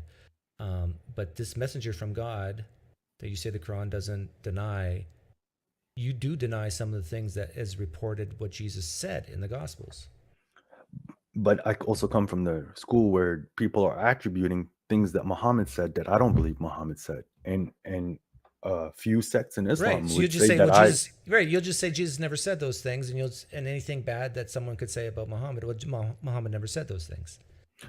I'm saying that if it doesn't align to what their school is teaching, then I can't agree with it. Like if Jesus is gonna come and say to me that, like, you know what, no, if someone slaps you, slap them. I'm going to say no, that doesn't like go with what people like what the gospel is saying about Jesus, like give them the other cheek. So you want to tell me the real reason why you're a Muslim? To me, I found my peace in submission to God. Because I looked, and my story is a little different because I took a critical look at what the Quran and what the teachings are saying and what the community was doing. And there's a very big disconnect between what the Quran is preaching and what the community is saying. But get back to the first part. When I asked you, what's the real reason you're a Muslim? You said something about peace. What did you mean? Yes. Okay, so like Islam to me, submission to God is everything is happening by the permission of God. It's not always the order of God, but God's allowing things to happen. So I'm okay with it because it's happening and God is there with me. So okay. And He's given me the best boilerplate to act in front of people. So it's like if me and you get in an argument, I'm not allowed to insult you or raise my voice. So would you have less peace if it were true that there's no God kind of allowing stuff? Oh man, I like, for me, the peace of mind that I get is the fact that God is here. So that to me is sufficient. Like people are talking about the rewards in heaven. To me, it's not the mansions and stuff. It's for me to see God. It's my relationship with God is what's giving me peace. So you think you have a relationship with God? 100% I have a relationship with God. Okay, let me ask you my famous hypothetical question. If I were up in heaven with Allah. Allah just means God in Arabic, by the way. Right, I know, but you're Muslim. I'll use Allah. And Allah says, "Hey, Doug, you see Muhammad down there? He was on your live stream. Yeah, he. I chose to ignore him 10 years ago. I mean, I don't even hear his prayers. I don't pay him any attention. Right. I just let him do his own thing. So let's say that's true. Now, Allah's all powerful, sovereign. Yeah. He can do what he wants. Right. Let's say that's true, that he left and forsook you 10 years ago. Right. My question to you is, how would you know the difference? You still think you have a relationship with Allah, but you don't. Because I would have done an action or a deed that would have took me outside of the grace and the presence of God. And then I would have witnessed that deed myself, but I wouldn't have connected the dots by my own delusion. And at that point, I got deluded, and the devil decorated my deed. Let's say you didn't do any of those things. Let's say then that to me is not possible. God, it's like what you're putting in the pot is what you're eating. So if God forsaken me, there's a reason for me to be forsaken. That's it. What if the reason is because God doesn't want to have a relationship with you? Not because of anything you've done, just because he doesn't like you. For morally sufficient reasons. He just... But then exactly, you just gave it a moral sufficient. So meaning nothing to do with your morality, but God's nature just says, I want nothing to do with you. Shut up and take it. But there's going to be an explanation that is valid and that will trump on the day of judgment, because God created the earth and the skies in truth. So for him to take me out of his presence, there's a logical or a scientific reason why I'm outside his presence. A, because I did this action, which is not acceptable by him. Or B, I was saying that I love God, but deep down I didn't love God.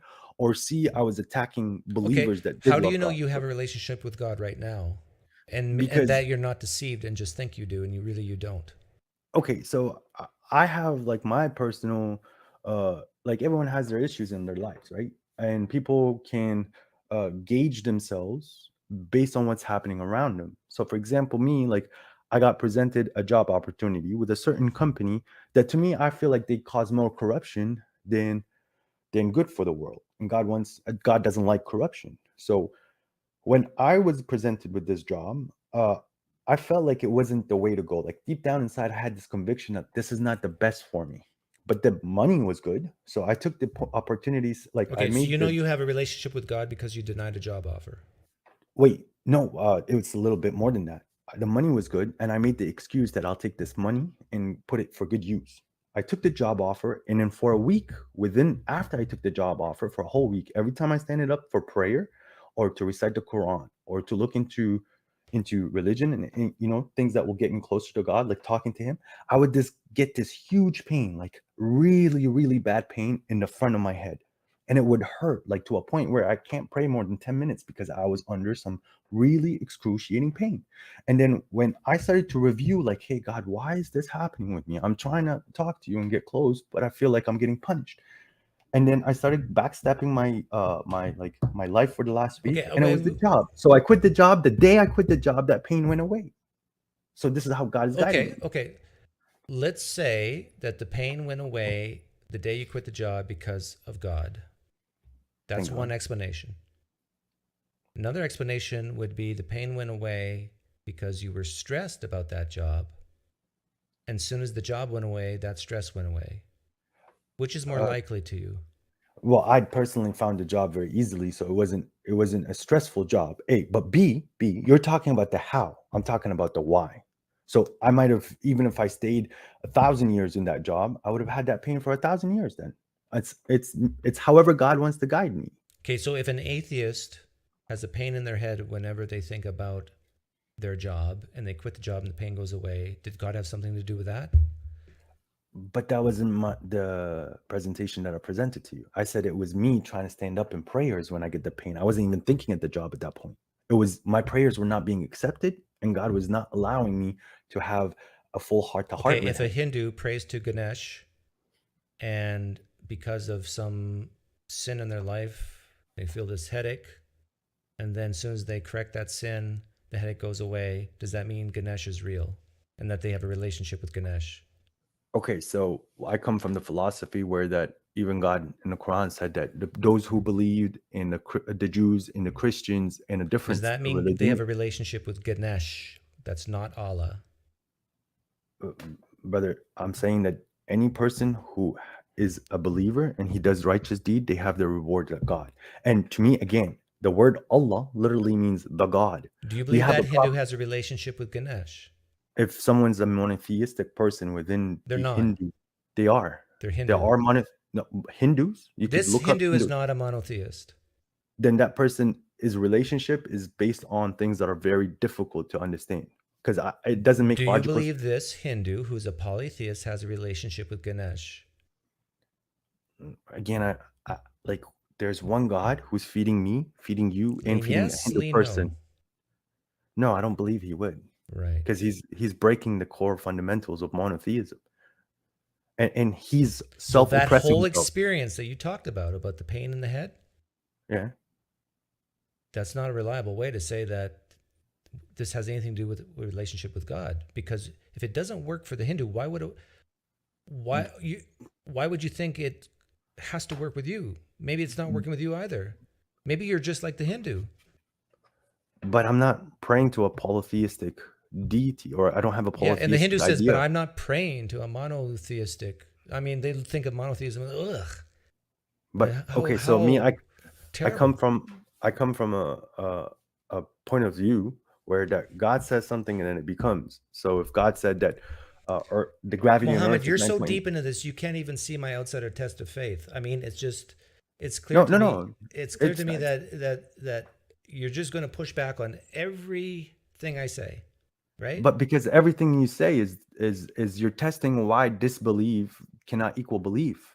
So I'm proving to you how belief is better.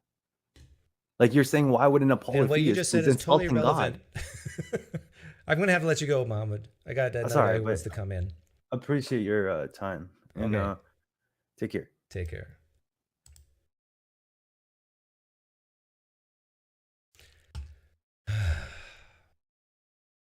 Dillard Dawkins. Is this Darth Dawkins in disguise? Hi, Dillard.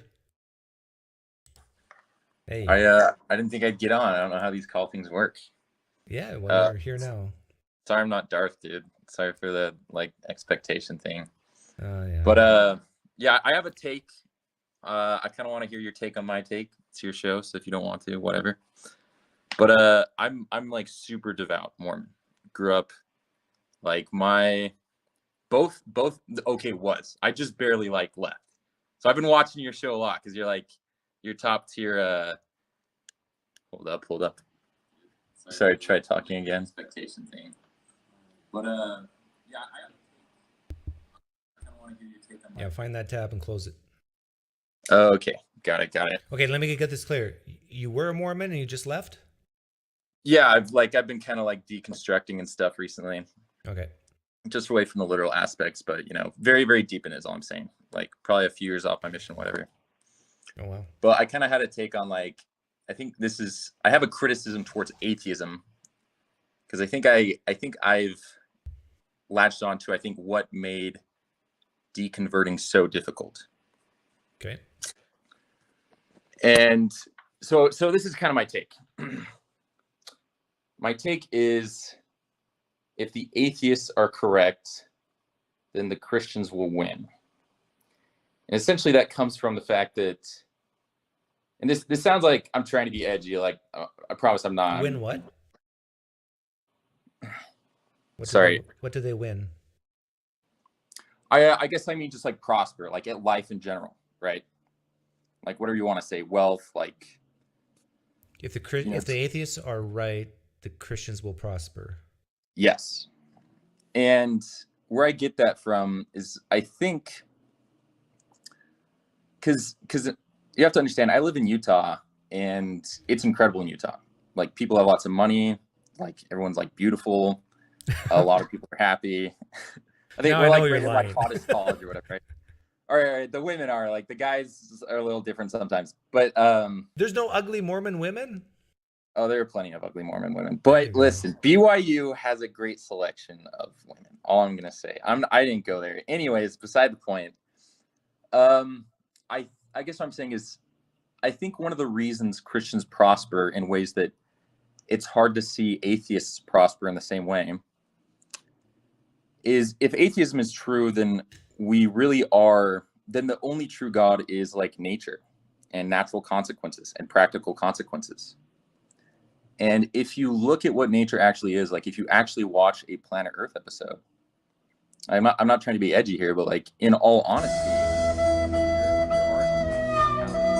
there are elements of scariness to it. And I think that psychologically, have dealt with this, is they've offloaded all those scary bits of human psychology to God.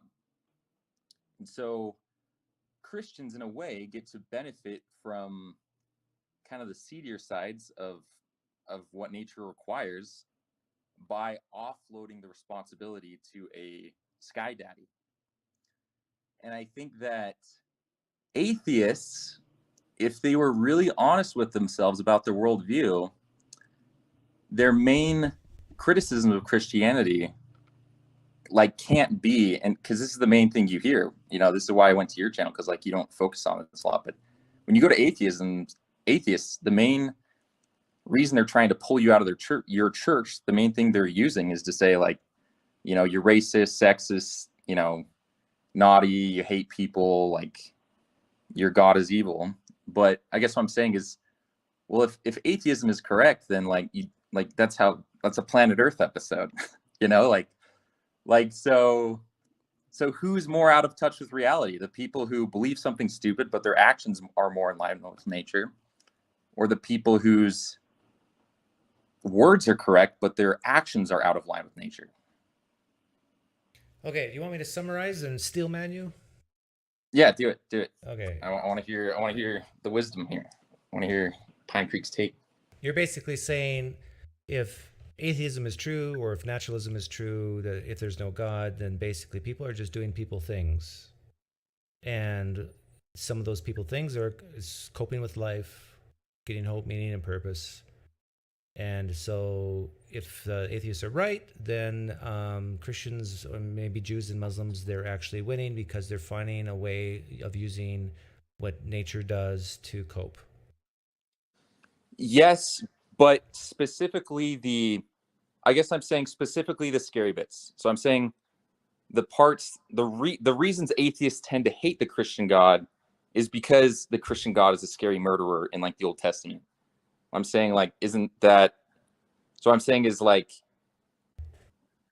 the cope is that like atheists don't want to deal with that and Christians don't want to deal with that, but Christians still do it Atheists because don't want to deal with what? they don't want to deal with the brutality of life. They don't want to, like, I guess what I'm saying, like, for me. Well, I disagree with that. I think it's the opposite. It's brutal. I honestly think that for a lot of people, a lot of humans, it's brutal to think you die and you're dead and that's it. That there is no afterlife, there is no heaven, you won't see grandma again. They're basically looking at the brutality in the eyes and saying, I accept it. Whereas the Christians make up this belief that they'll see their grandpa again. So I actually totally agree with that, and that's one of the reasons I kind of had to leave. Is like I realized it was a bit of cowardice to not just be able to deal with ambiguity like that. Your mic is starting to crackle. Oh, sorry, Mike. How about now? Better? Keep talking. Okay, so I totally agree with that. I guess, like, if I'm going to narrow it down specifically, I have a hard time with, like, I'm not trying to be edgy here, but like sexism. You said that 3 times. You're right. Sorry. So sexism and racism. So I'm saying is atheists tend to be the most anti-sexist and anti-racist people I know. How many atheists have you met? Reddit atheists. So not many. Oh, come on. Well, I mean, that is the stereotype. You know, that's the stereotype. That's like me saying, Christians are the most racist, bigoted people I've ever met. And how do I know that? I've read Reddit. Well, Christians typically are. Like, let's be honest, that is their stereotype. And they typically are very racist and bigoted. Like, they are. There's many Christians who are not, and I would dare say it's over 50%. I guess that's true, but you do have to admit that largely, if we're going to look at like political leanings, your mic is terrible. Oh, I'm sorry. Okay. Try unplugging it and plugging it back in or something. If that doesn't work, I'll have to let you go because I don't want to listen to you this way. All right. And it just started like 2 minutes ago. I don't know why. Okay, how about that? Is it better? No. Okay, you might have to let me go, dude. Okay. See ya. No big loss.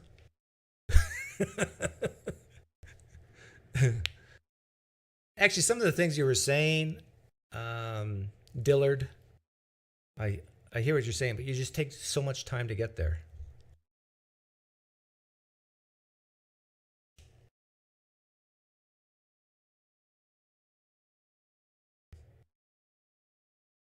I need some music here.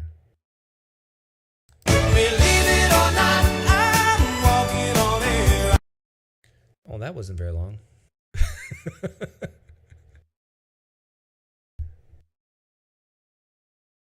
Wow. Well, how many guests did I have on? 4? There's Dillard, Kathy, Fro, GodlessGirl, and the first guy with the tie. What was his name? Chris? Did I get that right? Was it Chris? 5 guests. I'm going to say I'm batting 600. 3 out of 5 were good. I won't say which 2 were not good. But it wasn't you, Kathy. You were good. Damn it, you blew my speakers. Yeah, that was loud, right? Wake up!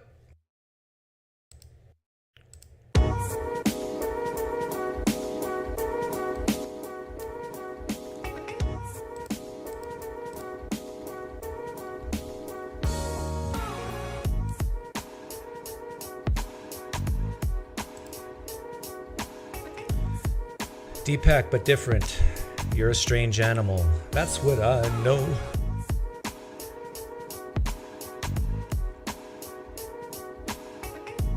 Dillard had the assumption that atheists hate God. Yeah.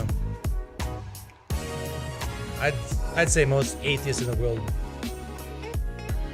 don't even care. How can you be indifferent and hate at the same time? You're too late, Logan. Logan the loser. You probably don't even know how to fish, Logan Fisher.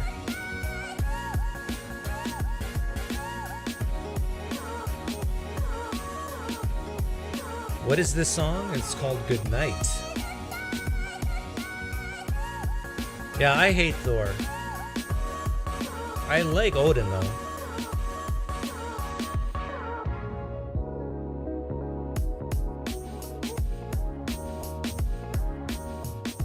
What's my opinion of the rapture? It's not going to happen.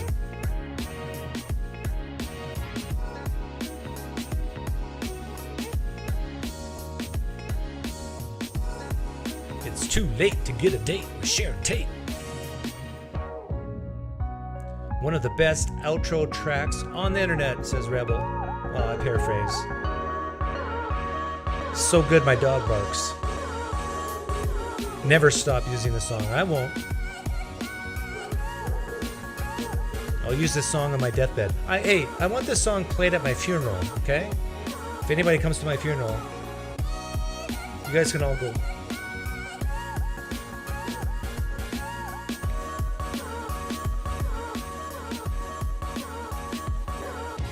Poof. And the Lord said, I will poof the unrighteous, not drown them. Thanks for hanging out. Have a great weekend. I'm going to the keg tonight. Thanks, Kathy Chats. You got that super chat in just in time so I can say your name and give you all the love and glory you deserve.